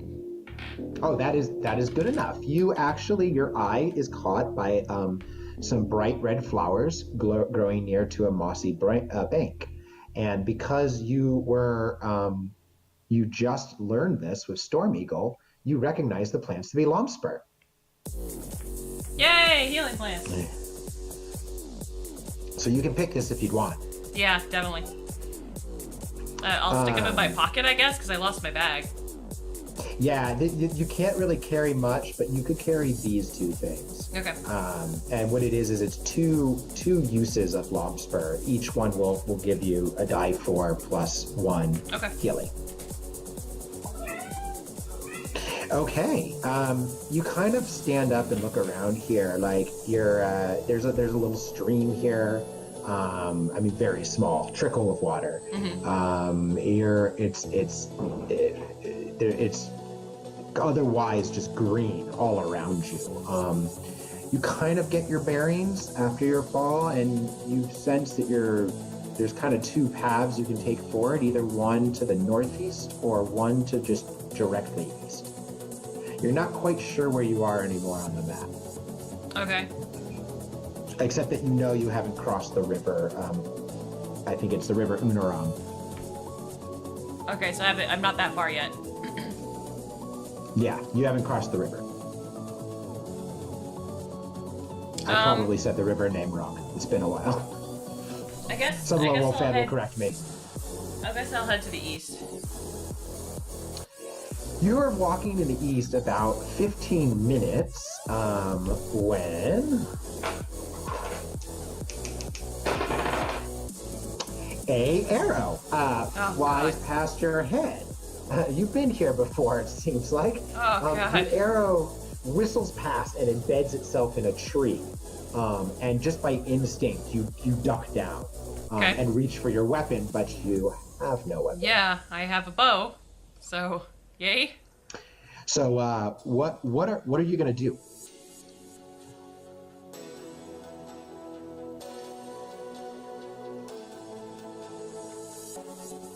Do I have any idea as to how many? Is it just... You can make a perception roll and see if you can spot your enemies. Yeah, let's do that. Let's see if I can figure out where it came from and if it's just some lone dude or... 17. Oh, that's good enough. Good. Okay, so you kind of look around from low, and suddenly your heart kind of skips a beat because you see that there are at least 6 Giaks moving through the woods, and behind them is one of those black-clad soldiers. Well, that's very bad. That you saw, and he is holding a long, like a very big compound longbow. Well, that's... And they are pulling back the strings and about to take aim. That's very bad. Then I need to, like, stealth, ready to dodge, get the heck out of there. Yeah. Make a, let's do a acrobatics check to see if you can get behind, like, out of the way here. And I think you get some good bonuses to that because of your... I'm proficient in it, yeah. Okay, nice. I rolled a 14. That's 19. Just good enough. It's 19 Oh, with okay. the bonus, yeah. 14 was the difficulty. So you make it out. You dive for cover not a moment too soon, for a hail of black arrows screams out of the woods and bombards the area where you were standing seconds before. You kind of pull your cloak around you to blend into the dense bracken, and you're dashing into the forest. And I assume you're not trying to stand and fight. No, You're fleeing. This is a fleeing. I am super outnumbered, and I lost my primary weapons. So yeah. Awesome. So you are bounding through the woods, trying to get away from your hidden ambushers. This entire area, you can hear now around you, like the cries of Giax and coming through the woods. So you think it's infested by them, and you got to escape as quickly as you can. Yep. So you guys run without rest for over an hour, until you happen to fall upon a straight forest path leading to the east. Do you want to take this path? It would make me move faster. Yes, it would. Then yeah, let's do it. Okay, you're also exhausted at this point. You have one level of exhaustion. I figured. I've been doing a lot of running today. Yeah. Mark that. Until you get a chance to rest, you're going to have disadvantage on your ability checks. So the path, that's not... that's it. So the path soon ends at a large clearing. And in the center of the clearing is a tree much taller and wider than any you have seen inside the forest so far. Let me see if I may have a picture of this. Looking up through its massive branches, you can see a large tree house, some 25 to 30 feet above the ground. There's no ladder, but the gnarled bark of the tree offers a ton of footholds if you want to try to get up there. Would that be athletics again or acrobatics? This is so easy that you wouldn't have to roll. Okay, then let's see if I can scramble up there. There's two options. Maybe there's supplies up there, and maybe they won't look up if people are coming underneath. Okay, we do have a picture for this. Let me get this up here. Good chance to answer any questions if there's anything popping up. Not at the moment. I think people are just listening. Quick! Now's the time, guys. Now's the time. Throw those questions out. All right, cool. And you'll have to tell me if this sized correctly, but there we go. Boom. Yep, that works. All right, cool. So your climb is swift and easy. It reminds you of the many trees that you climbed and explored near Torn as a child, when you wanted to pick fruit or look out over the beautiful countryside of Summerland. When you push open the treehouse door, you see an old hermit huddled in the corner of the small cabin. He looks initially just terrified as soon as that door opens, but as soon as he sees your green Kai cloak, just a look of great relief spreads over his face. And he tells you, he says, the area is full of Giax. And Crad, I counted at least 40 flying over my home in the last 3 hours. They're headed in the eastern direction. I am aware. I've been chasing the horde all morning. I don't have enough food to feed 40 Cran. I wouldn't expect you to. He raises a finger, though, and he says, I do have enough food to feed a Kai Lord, though. And he kind of mutters to himself as he crawls over to an area where he set up a cupboard, and he starts pulling stuff together out of that, and returns with a plate of fresh fruit. Then I'll thank him profusely, as I've recently taken a terrible spill and have lost all of my supplies and weapons, pretty much. He says, maybe I can help with that then. And he goes to a little chest and pulls out he starts gathering stuff, kind of mumbling as he goes. Mm-hmm. And he pulls out a pack, which is a side pack. It's not as great as your backpack, but you can carry 4 items. Okay. The fruit, I by got the way, downgraded, guys. you find yourself actually hungry for Right. the fruit, and you wolf that down right away, and it gets rid of your exhaustion a little bit. Oh, sweet. So you're no longer exhausted. It just kind of peps you up. Also, finding this man who's just kind of strange and but adhering to like the old rules of guests. I mean, that's what he seemed the most worried about, was that if the clan came down, he'd have to feed them. It kind of just gives you a little boost. More what gives you a boost is he comes back with a war hammer. Oh. And he says, your need is greater than mine, Kylord. Please take this trusty war hammer if you so wish. I call it Susan. I love it. All right. Beggars can't be choosy and all that. Like, I mean, I need a melee weapon. Thank you very much for helping, sir. Right, he just kind of nods, and and then goes back and sort of starts humming to himself as he's cleaning up the place. That's funny. What's the attack die for that? Stats on a warhammer, real quick.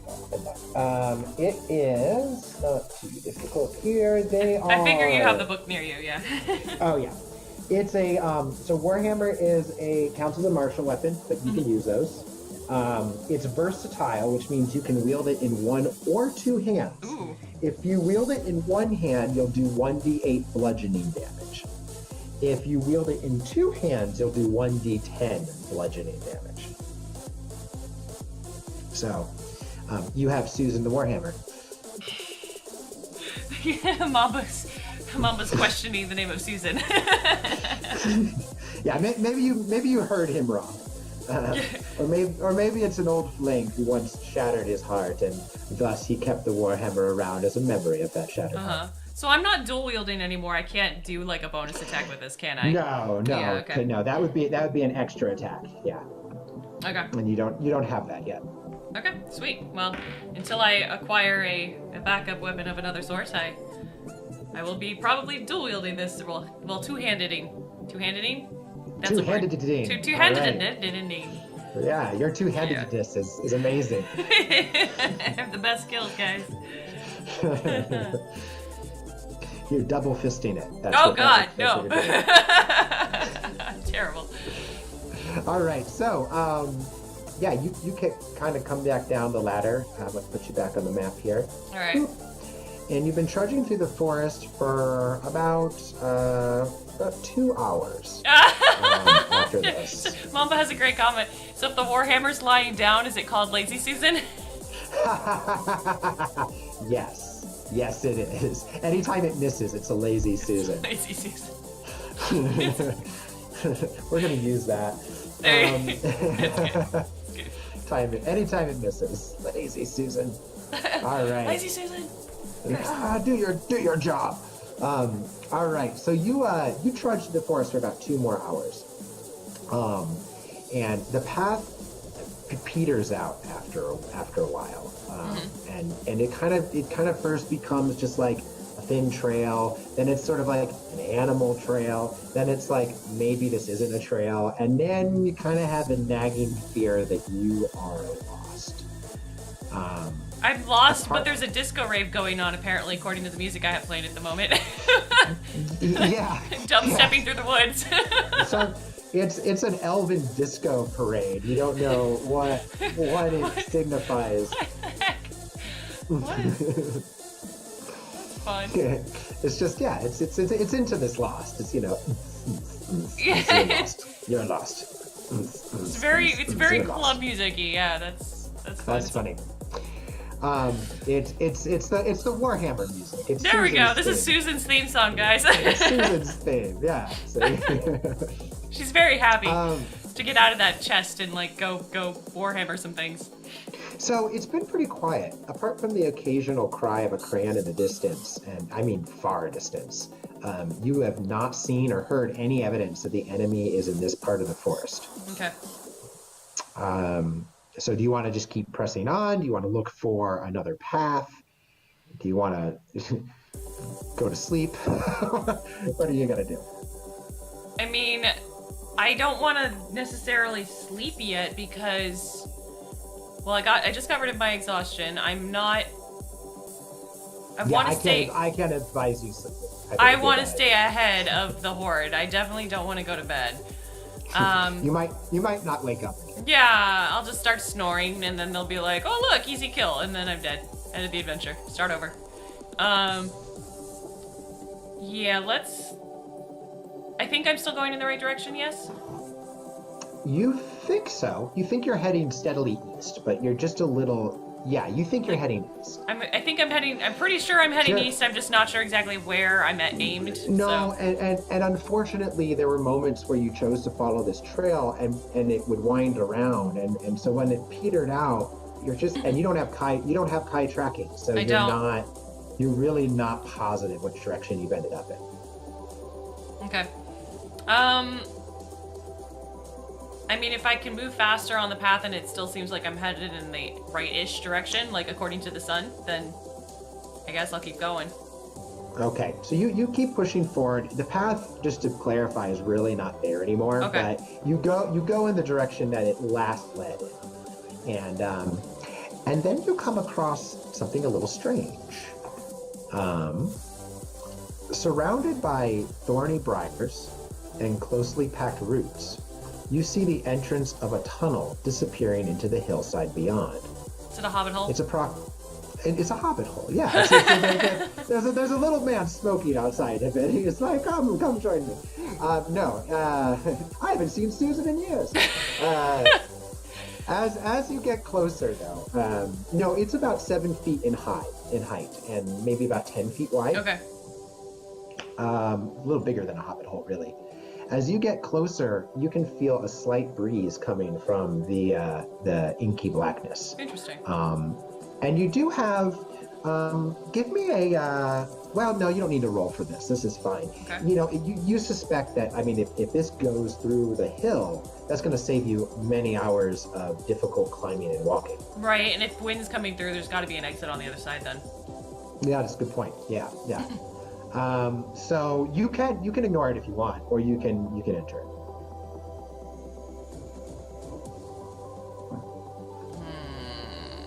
Should I flip the coin again? What does your chat group think you should do? I don't know. Does chat think I should go through the tunnel or I should go around?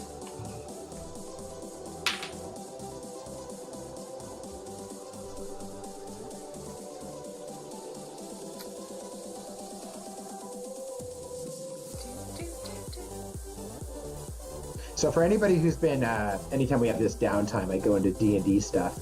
If you haven't played and you don't know what we mean where we keep saying modifiers and add your bonus, you have about 6 stats in D&D, and those are numbers like 10, 13, 16, 8. Anything above 10 gives you bonuses. Anything above 11, I should say, gives you bonuses. Mm-hmm. Anything under 10 is a penalty. And those are like -1, -2, -3. It goes all the way like down to -5 or 6 and up to, as far as you can go. And that is, that's whenever we say a modifier, that's what it is. So like, I think Silent Wolf here has a pretty low charisma, we said, like a 10. It's 11. Yeah. So she gets no bonuses. No charisma bonus. She has 0 charisma. She's not very charming. But I think her dex is pretty high. Yeah, it's like a +3. Okay, so it must be about 16. Yeah, 16. Then okay. So anytime I'm like add your dex modifier, or roll your dex, or make a dex save, or you get this plus your dex, that's what I'm talking about. Yeah, dexterity for me is usually at least a +3, sometimes a +5 with my proficiency, depending on what it is that I'm rolling on. So if nobody spoke up, then we'll just use Mom must suggest the tunnel because I have Susan. Nice. All right, then is it the tunnel? Yeah, may as well. Okay. I mean, what's the worst that can happen? I knock myself unconscious again and lose Susan? The tunnel is dark and the air is much cooler than outside. It very quickly as you start to go in, you're going to lose your you're gonna lose your ability to see. Oh, I don't have dark vision, and I can't You're cast fire spells. You do not. You are not Karina anymore, nor Nysarius. Shit. Well, Nysarius doesn't have dark. Oh, but she has the. Shit. Is it like pitch black? It's gonna be very soon. You know, it doesn't feel like there's a wall that. Oh, so I get to be blind tracky for a couple rolls here. Then. Yeah. Again, we're back to the blog again. But yeah, that's blind tracky rolls. No, I mean, you can put a hand on the wall and kind of feel your way forward, so it's not like you've entered into a right. wide I'm gonna perception roll my way through then and try and like make sure I don't fall down a hole of some sort, and feel for that wind coming through on the other side. Try and make sure I don't get lost. So basically, we're gonna treat this like you're blind. Okay. Blindness is you can't see, and you automatically fail any ability roll that requires sight. Mm-hmm. But because you're kind of feeling your way and going slowly, also attacks against you have advantage, and anything you strike has disadvantage. Right. But I am going to give you a perception roll, just because you're a Kai Lord. You might be relying on other senses, but it's going to be a disadvantage. Mm-hmm. So go ahead and make that roll.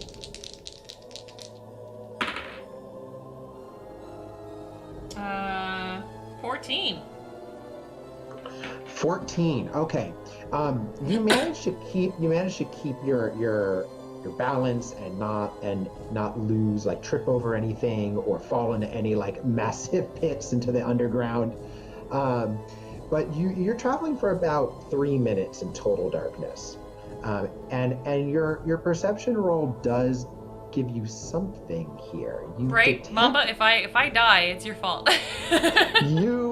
You detect the foul smell of decay ahead. It's kind of like got a rotten sweet smell, like rotten meat. Then this might potentially be the den of that black bear or something that's hanging out in here. Yeah, you could. I mean, if you're not sure, you could make a quick nature check. You don't have animal stuff, so I'm not going to give you anything special on it. But you could see if that seems right. Black bear. Nature check. 18.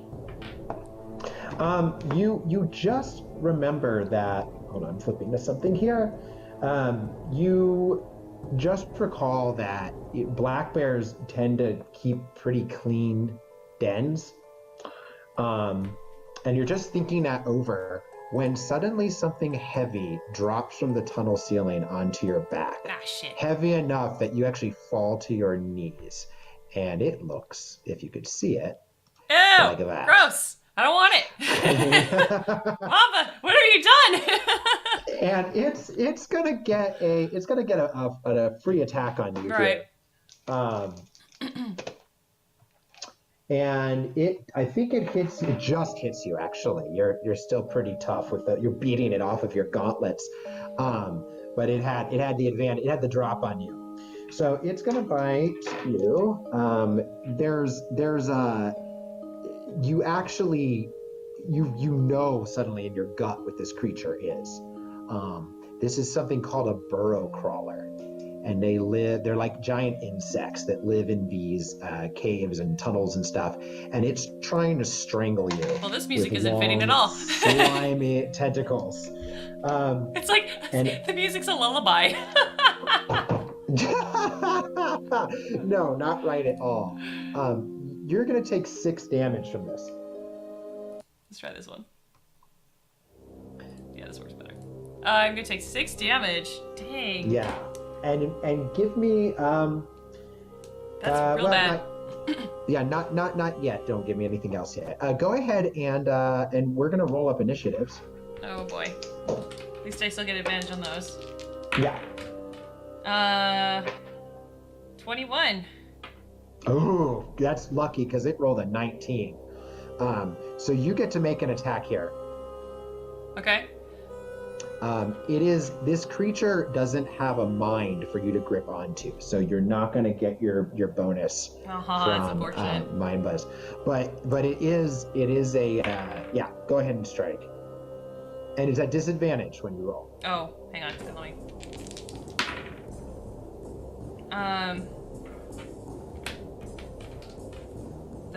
14 to hit? Wow, that was its AC. So oh my god, yay! barely hit it. Go ahead and you're smashing with both. Oh yeah, that's here. a two-handed, so it's a 1d10 roll. So you just raise Susan above you, and you just start smashing at your back, trying to get this heavy thing off of you. Go ahead and make your D10. I rolled a 9. Be a good girl and Plus stay your dead strength. this time. Plus your strength mod. Oh, 10. That you manage to you hear a squeal as you knock it from your back, and it is off of you. If you want, you can escape. Yeah, let's get the heck out of here. Okay, so the slimy creature lets out a long ghastly cry as you knock it from you, and you hear it like kind of like screech behind you with like a air like hiss. You're kind of near in a panic at this point, and you scramble to your feet and you grab your equipment and you bolt. Mm-hmm. You actually see light in the distance. Yes, run to the light, Yeah, right. So you sprint as fast as you can for the light and burst free into daylight and just fall into the leafy ground, kind of like spinning around looking at the cave entrance with Susan raised, ready to see. I'm ready. You poke your head out of that cave. But it doesn't seem to follow you out. Okay. You slowly sit up, and you realize that what you grabbed in there, you thought it was your equipment you were gathering up, but it actually seemed to be somebody else's equipment. Okay. Somebody who had died in there. And it's like a little leather strap with a small pouch on it, and there's a sheathed dagger halfway along it too. Sweet. So you can take the dagger. Okay. And when you open the pouch, it contains 20 gold crowns. I upgraded again. Now go ahead and give me a Constitution save. No. This thing got a bite on you. Oh no. 14 again. Oh, you are lucky. That would have been a poison. Your body has fought off the poison that would have seeped into you for another 3d6 damage. Oh my god, I'd be down. Yeah, that could have done it. That could have ended our adventures real quick. Oh man, no. So you kind of sense this. You break into a sweat, but then moment it passes, and you feel a little better. And you've come out the other side of the hill, and there's definitely a path. I mean, there's another path here heading eastward. I'm a little afraid of keeping going east. Good God. Give me a perception check. Okay.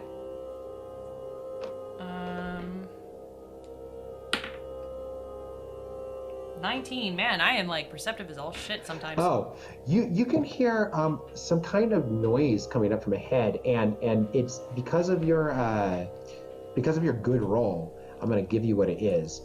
You actually can hear like the sounds of wagon wheels and people clamoring, and maybe some like crying children. And you must be near to either a settlement, or because of the wagon wheels, you think it might even be a main road. Which would make sense if they're starting to see things like flying and, the invading army force starting to get out, then they're gonna try and flee. Do you want to head for that? Yeah, let's do it.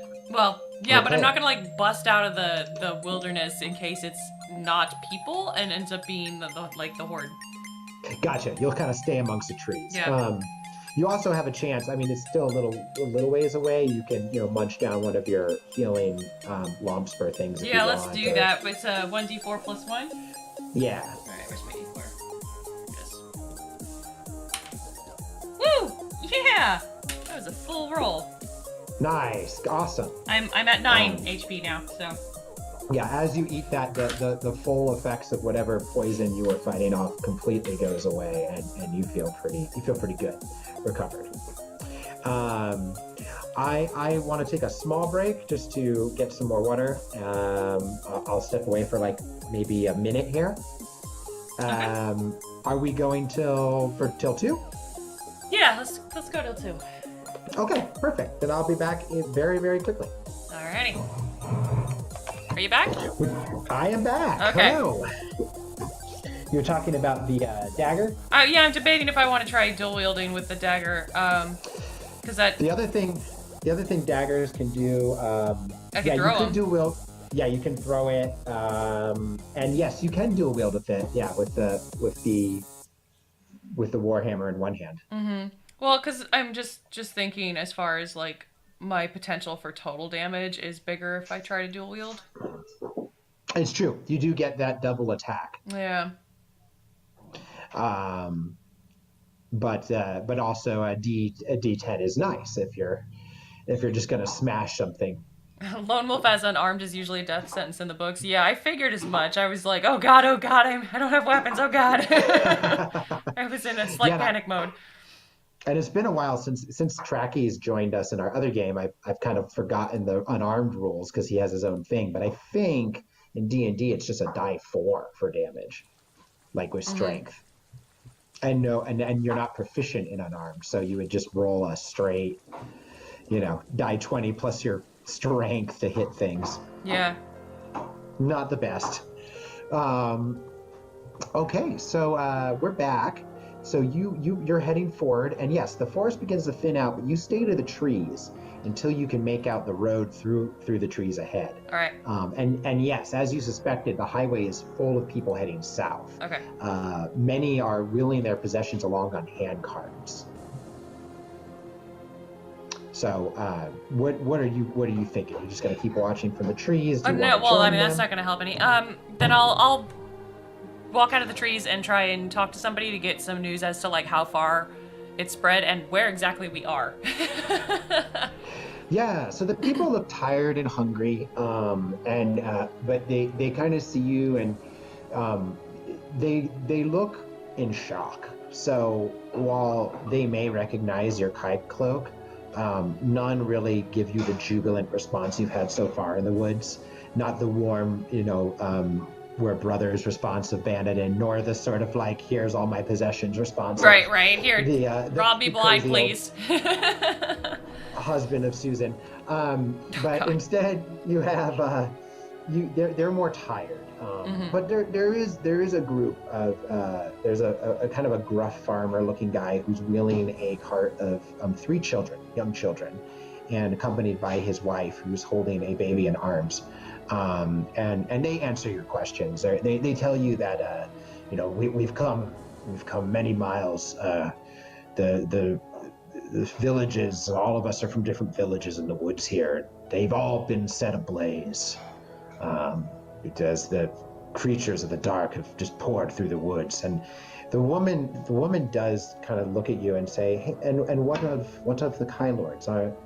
Where are they in this time of need? We were hit first, and as far as I know, I am the last of the Kai. You don't get to hear their response to this. They look horrified. Right. But before he can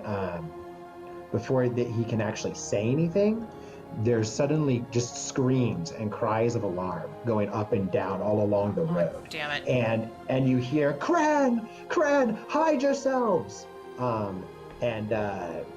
The farmer starts to pull away, and the wagon that he's carrying suddenly the wheel shatters on it with the jerkiness of his move, and the wagon just kind of goes down, and the children start screaming, and the woman is trying to gather them up, and overhead you can see the black shapes moving closer. That's exciting. What are you doing?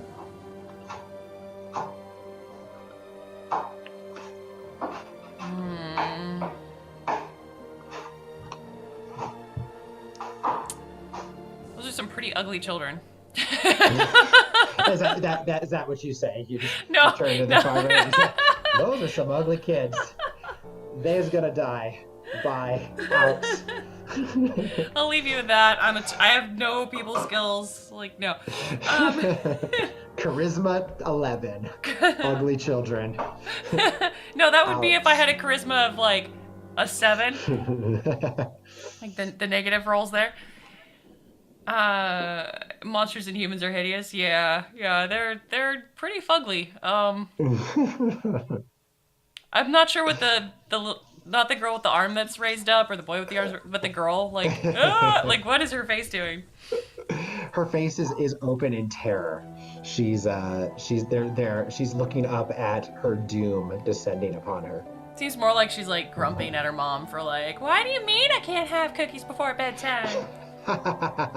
Anyway, so basically the horde found us is what's happening.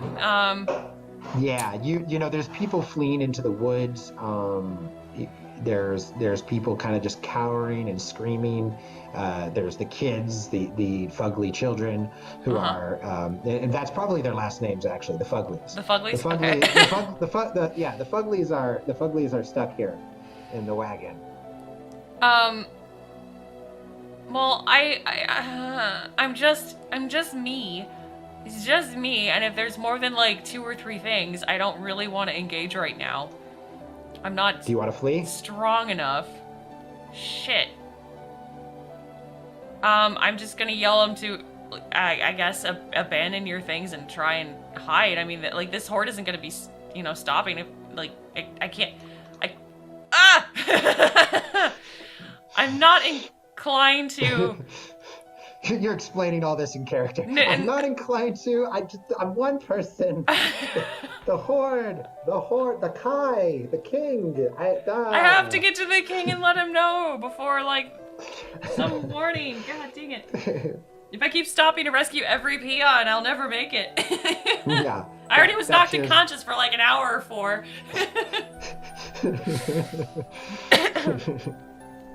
Ofex is saying that there's this one guy in the first book that I really don't like to look at. It's pretty scary. Hopefully you don't meet him. He may be speaking about the guy who's in Home Guard. He has a butcher's knife. I won't say anything more, but I wonder if that's the guy. He's like a cleaver. He's got a cleaver. I don't know. We'll see if that's the guy. We'll see if that's the guy. All right. Shit. Nope, not him apparently. Okay. That's the guy I'm like, whoa, buddy. Yeah, I mean, I'm disinclined. Don't come any closer. I'm disinclined to sacrifice myself for nothing. Like, if it's, can I perception and see like how large of a force I think this is? Am I hearing everywhere, or is it just? Yeah, you don't have to perceive. I mean, you don't have to roll for this. Like, there are cran, multiple cran, coming over the crowd, and most of them have Giaks on their backs, kind of whooping and hollering. Most of the Giaks wield spears, and a couple seem to have like little bows strung over their shoulders. Yeah, I think it would be noble but stupid to try and stay behind, especially since I have this, you know, burning command from my former mentor to like get the heck out as fast as I can and alert people and that kind of thing. Oh, okay. So what do you do? So I'm gonna you know, yell at the farmer people to, you know, grab your kids, leave your shit, and run. And okay. Then I'm gonna try and disappear into the woods and push as fast as I can to try and get ahead of this. So you start running for the woods, just expecting at any minute to feel claws in your back. I mean, these are like large. Think of them as like large, giant bats. You know, they're like they can carry people. Like they are swooping down on this group, and you get away. You make the woods, and you turn, kind of sweating and out of breath. And you see the farmers grabbing one of the kids. The cran have like lowered themselves to hover over the wagon. 2 Giaks have jumped off, and one of them just spears the farmer right in the heart with his spear. And he, of course, drops the child and just stumbles back dead. The woman is screaming. The cran grabs her in its talons and takes off. And the other Giak turns to the children with his spear raised. You can keep moving if you wish, or you can or you can go back. Damn it. Oh, the music fits so well. I'm gonna... I guess I'll try firing an arrow at him. Okay, go ahead and make a roll. It's at disadvantage just because there's so much commotion. Oh. And there's people running in front of you. This is just one. There's a whole bunch of others, though, aren't there? There's a lot. Yeah, so this is just, you're looking at the children, because that's what you were looking at. No, you know what? I can't. Nope. All right. Nope. I'm gonna be selfish. I'm gonna run. But it's selfishness for the greater good. Like, I need to make sure that if I can still try to get ahead of the horde enough to, like, give some warning so that we're not all caught off guard. Yeah, so okay. yeah, you pull into the woods, and kind of turn your back on everything. Yep. And try to close your ears out to the screaming of people and what you think might be children. You have not gone far when the sounds in your head, they seem to be getting louder and louder. The screams, the cries, the clash of battle. And you realize, actually, you're hearing battle. There is a sound of battle to the west. Not back the way you came. I mean, not you kind of came from like a northern direction. This is more towards directly to the west. Oh, good. I'm walking into another fight. Do you want to go for it, or do you want to keep continuing south?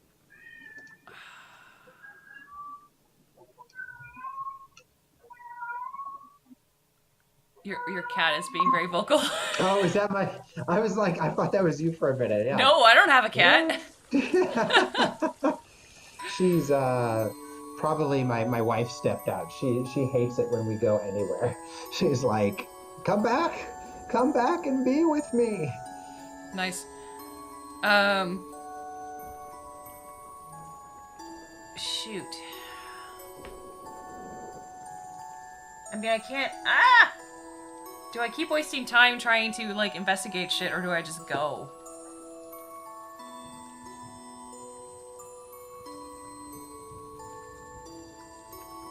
Man, it's so different when you're playing by yourself and not a party.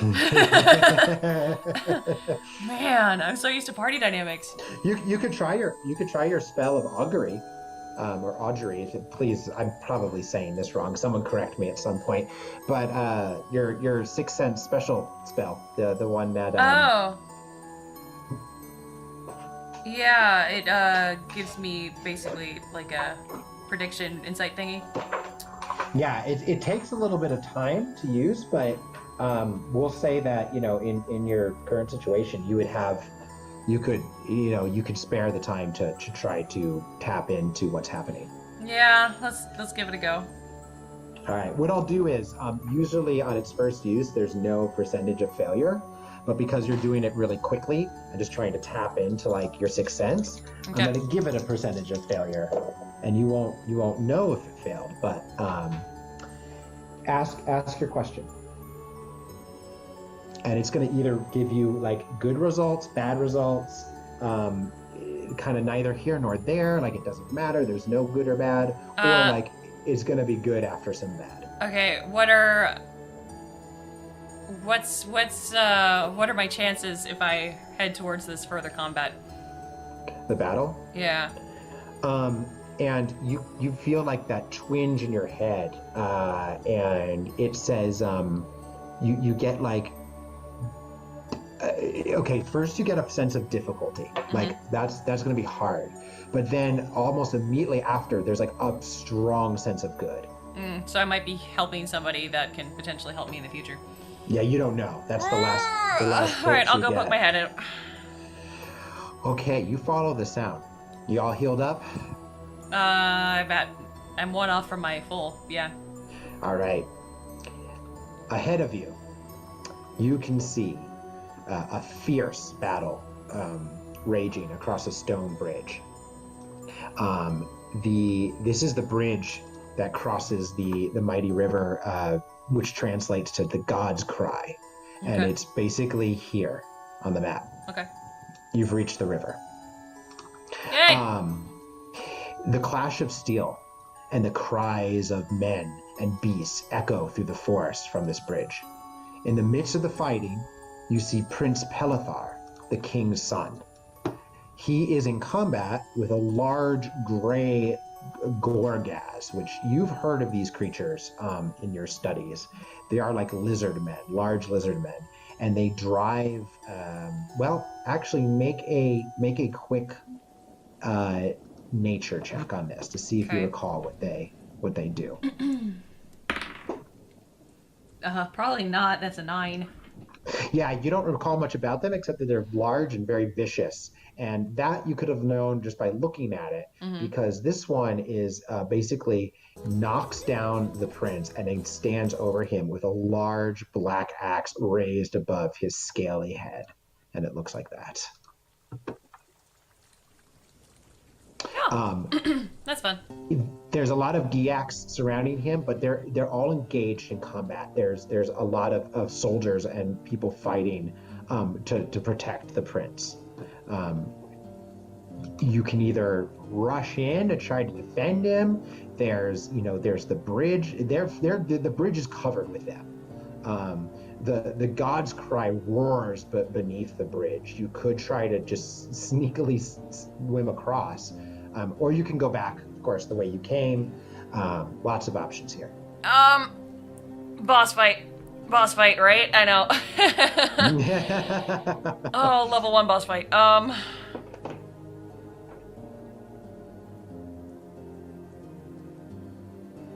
I guess I mean, if it's the prince of the kingdom that I am part of, I probably can't just, like, walk away. That's gonna not be too good for me, mentally. Yeah, I guess I'm gonna run in and see if I can, help him out. Kill some things. Okay. We can win the bridge. So, you basically are you saying anything here? There's a lot of soldiers, like, at the edge of the bridge, too. Are you trying to rally them, or are you just rushing in and lending your sword? Sure, I'll holler an inspirational, like, to our liege, basically thing. I'm sure with my no charisma that'll help. The Kai usually called out, like, for Summerland and the Kai. Right. So you can cry out as you rush in. Yes, so you cry out in kind of your shrill voice. Let's do a quick, like. Oh, my 16-year-old, like, super angry teenager voice, yeah. Yeah, angry teenager, like teenager in a tantrum. You're really upset. Throw down but some I want dice. it now. Yeah, I want it now. Throw down. Let's look at a good skill here. We'll do. I'm gonna give you just a persuasion thing. Mm-hmm. So make a persuasion check. 13? Your voice isn't lost in the crowd. It actually breaks out, and when they see your cloak and realize who you are, you hear a cry go up. It's better than your cry, I'm gonna say. Your cry was kind of shrill and tantrumy, but the cry that goes out is like, the Kai have arrived, the Kai Lords are here, and there's kind of a renewed push.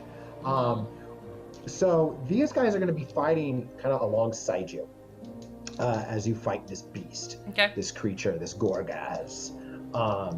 But it basically well, let's roll initiatives. Let's see if it gets to go. Boy, did it roll shitty. Where's my other die? Ooh, well, I'm glad I'm rolling with advantage. Let's see, 13, 16? 16. Oh yeah, you're way gonna go first. Let me see for the soldiers and them. Yeah, they rolled pretty bad too. All right, so yeah, you get there before anything. He's still about to drop the axe on this prince. All right, so I can get to him in time. Oh yeah. But I'm gonna run up and try and hit him with Susan. All right. Try and knock him off balance. Yeah, make a roll. 17. Oh yeah, you hit. Okay. I'm so used to our other campaign with like ACs of 19 and 20 now. I'm like, oh god, I'm never gonna hit him. That is a level 9 campaign. It's a little different. It's like, oh god, my ACs aren't high enough. I can never hit the enemies anymore. 1d8. Okay, yeah, gonna try and I'm dual wielding with the dagger, and is he immune to Mind Blast? He is. You try to enter his mind, but it's too alien for you. It's just sadly a 1d8 then.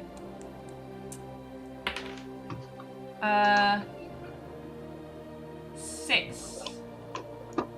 6. Okay. Yeah, good. 6 damage. Let me write that down. All right. So.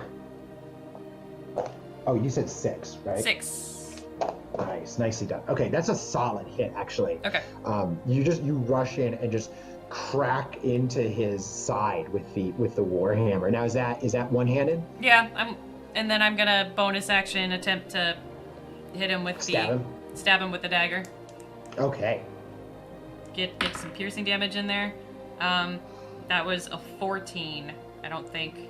Is that gonna do it? That does not do it. No, it does not. Okay, so you crack him in the side with the warhammer, and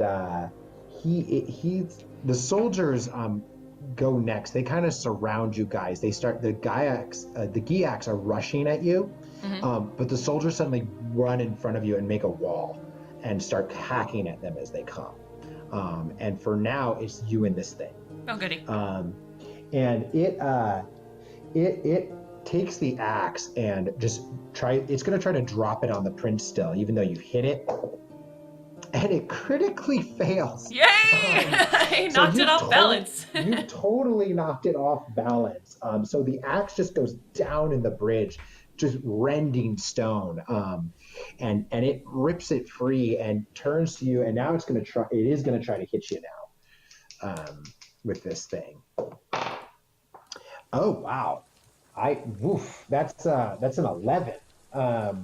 So you're kind of you get a sense of this battle very quickly that every time if he hits you with this thing, you might go down. It's that's bad. He's swinging it like with mighty blows that could fell a tree. But it's also going pretty slow, so you're able to sidestep out of the way of this thing. It does reach in and try to it tries to bite you, and just barely misses. Like it sticks its head forward, and it's much longer in neck than it looks, and its claws or teeth, fangs, barely just snap down where you were, and it goes back to your turn. Okay. Here, boy. Ooh, that's a 19. Oh, yeah, you hit. That's a 19. I'll take that 19. That's another 6 damage.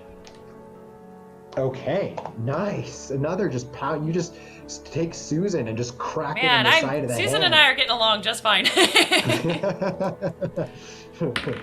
I only rolled a 7 on the dagger, so no. It's hard with that dagger. It's got such thick scales. Every time you try to go at this thing, it's like clink off the dagger. Your warhammer's doing nice though, just smashing into it.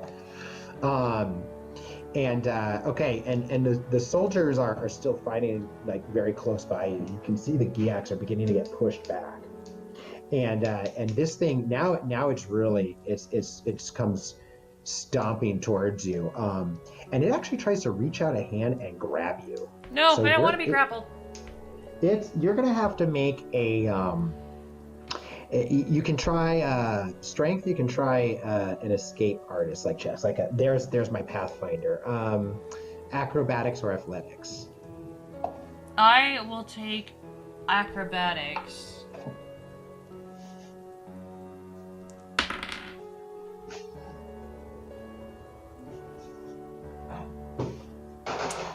That's a 17 with my extra 5. Yeah.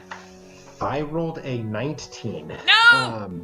So he reaches out a scaly hand and grabs you by the collar and lifts you off the ground, and he's going to try to make a bite attack on you. And he critically fails. Yay! So he lifts you off the ground and goes to bite at you, and you hold up one of those gauntlets that you got, and his teeth just crack down on it. and like he kind of backs his head off, like like shaking his jaw. Ow, teeth. And it goes to you. You are still grappled. Okay. You're being held by this guy. You can't move, but you can swing at him. I can still try and hit him though, right? Am I at a disadvantage if I try and hit at him? No, okay, because he's right there. Oh, okay.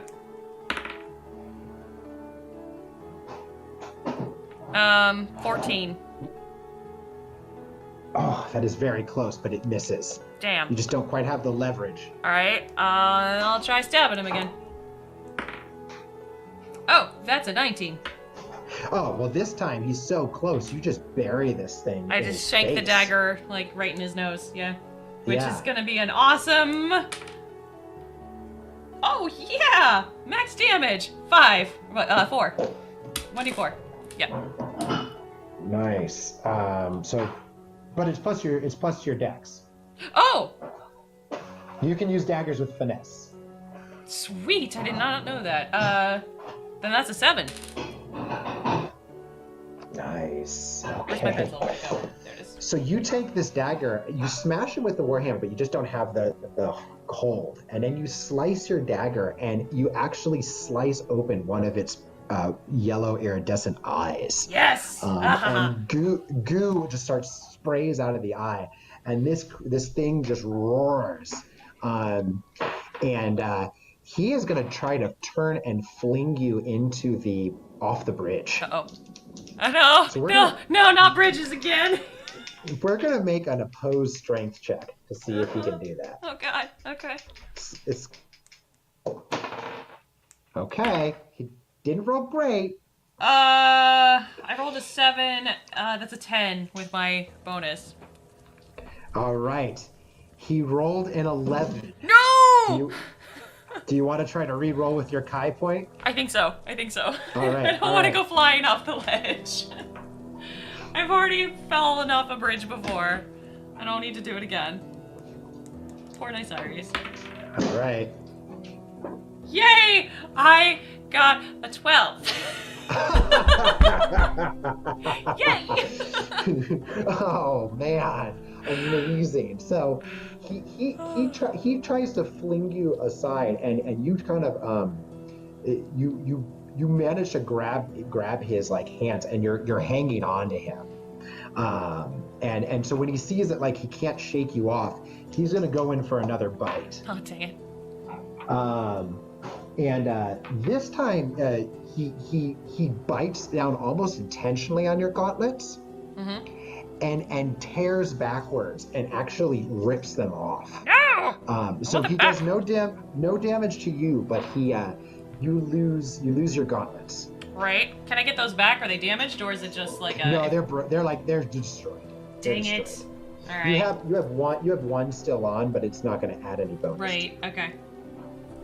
So you can wear it as like a keepsake if you want. But all right, it goes to your turn. Goes my AC down again. All right, let's try hitting him again. Rolled a 15, 18. That hits. All right. Now your warhammer you roll with proficiency and strength, and your dagger you roll with proficiency and dex. Oh, okay. Then it's a 16 then. You still hit. Okay. For 5 damage. You smash the warhammer into the side of its face, right, and actually crush its jaw in, and it's a bigger blow than you think you would get, but the creature actually like kind of gurgles deep in its throat, drops you, and stumbles backwards off the bridge. Woohoo! Not dead. As he falls, the Giaks behind suddenly like they break, and they start to their whole demeanor shifts, and they start to cower, and the prince's soldiers start driving them forward back across the bridge. The battle is still continuing, but you have definitely forced a way through. Black arrows are flying all around you. as you kind of are land next to the prince. And you take a look at him, and he looks pretty bad. There's a giant just cut through his armor and in his chest, and is oozing blood. And you sense that he is dying.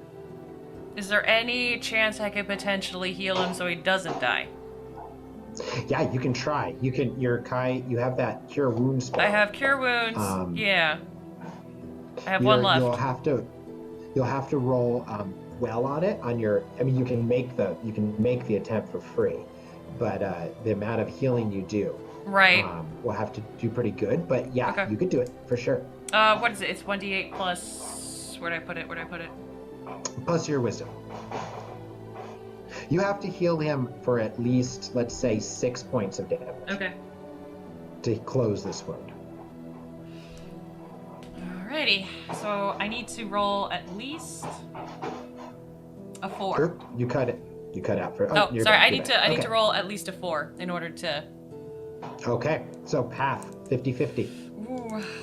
Here we go, guys. I rolled a 7. Nice. Okay, so yeah, you place hands on the prince, and you channel your power into him. Your last one for today, and you see the wound close, and he kind of coughs and sits up, and he says the Kai, you're from the Kai. You've all come to save us in our hour of need. I'm gonna kind of look down for a second and then look back up and say, we were hit first, and sadly I am all that is left. He kind of grips your shoulder as you say this, and he says, then you must make it to my father. He says, take my horse and my sword, and ride for the capital.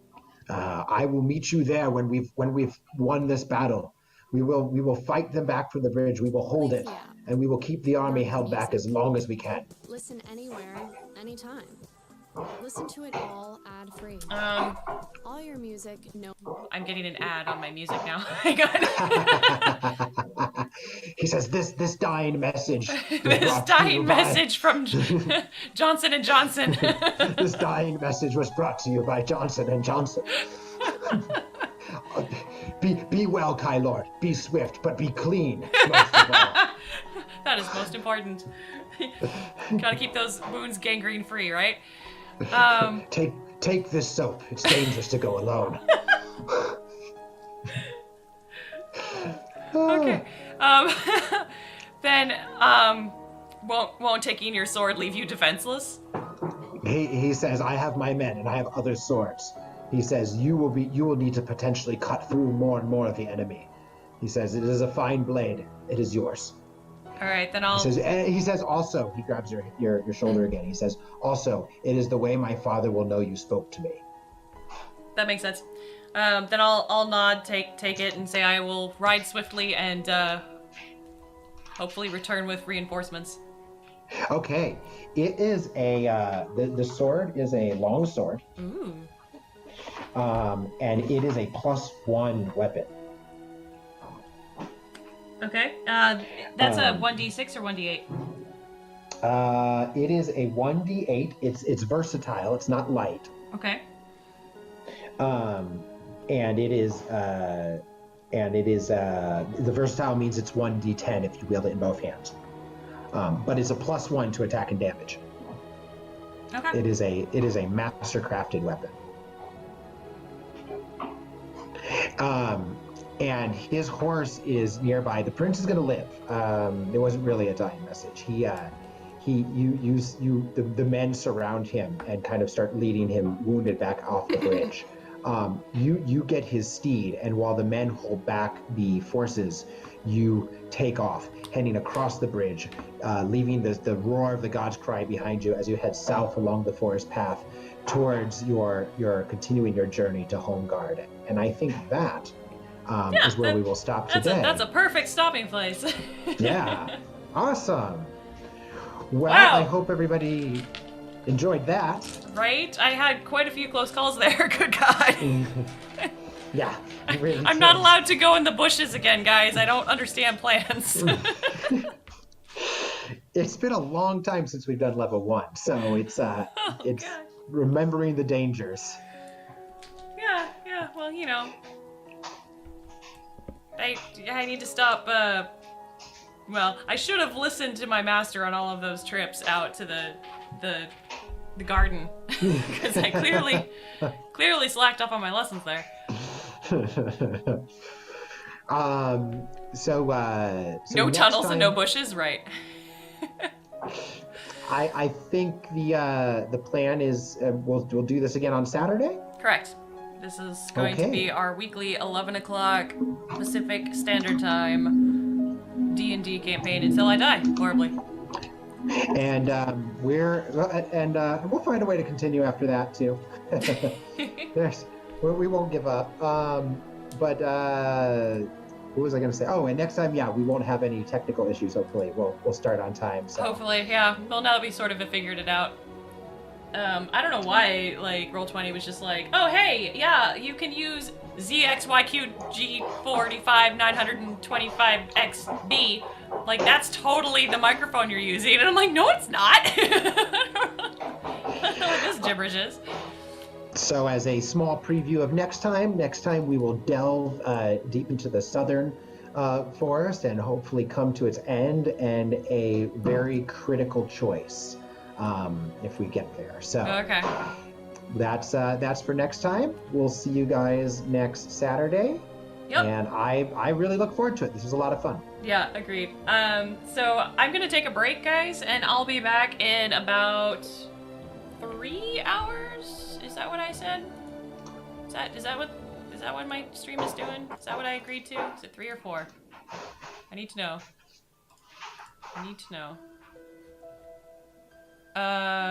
Yeah, 3 hours apparently. Why did I do that? I'll leave with one last thing. If anybody doesn't know the Lone Wolf books and has been really brought in by this playthrough and wants to try them out for themselves, they're basically like choose your own adventure books with battles and magic and stuff like that. I change little things here and there to make our game flow, but you can play all. I think it goes up to 28 books on Project Aeon. So we can drop a link to that somewhere. I'll put it in the chat right now. Okay. Well, someone tried to... Yeah, just someone tried to post it. They're not allowed to. Sorry, links are request only, but here you go. There you go. Thank you, Rosie. We got it. There's the links, guys. All right.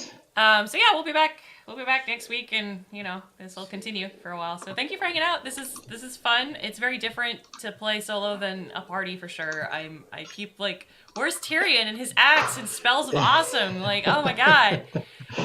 And like, I want to turn into a giant panda bear, and I can't. And what's happening? That's for our eventual druid class. Yeah, the panda bear. The panda bear, yeah. Vicious eating of eucalyptus. Right. Lazy panda instead of lone wolf. It's a very different game. Yeah. All right. Well, then we'll continue the adventures of Lone Wolf and Susan next week. Yes. All right. Thanks for hanging out, and see you later. Bye, guys. Take care.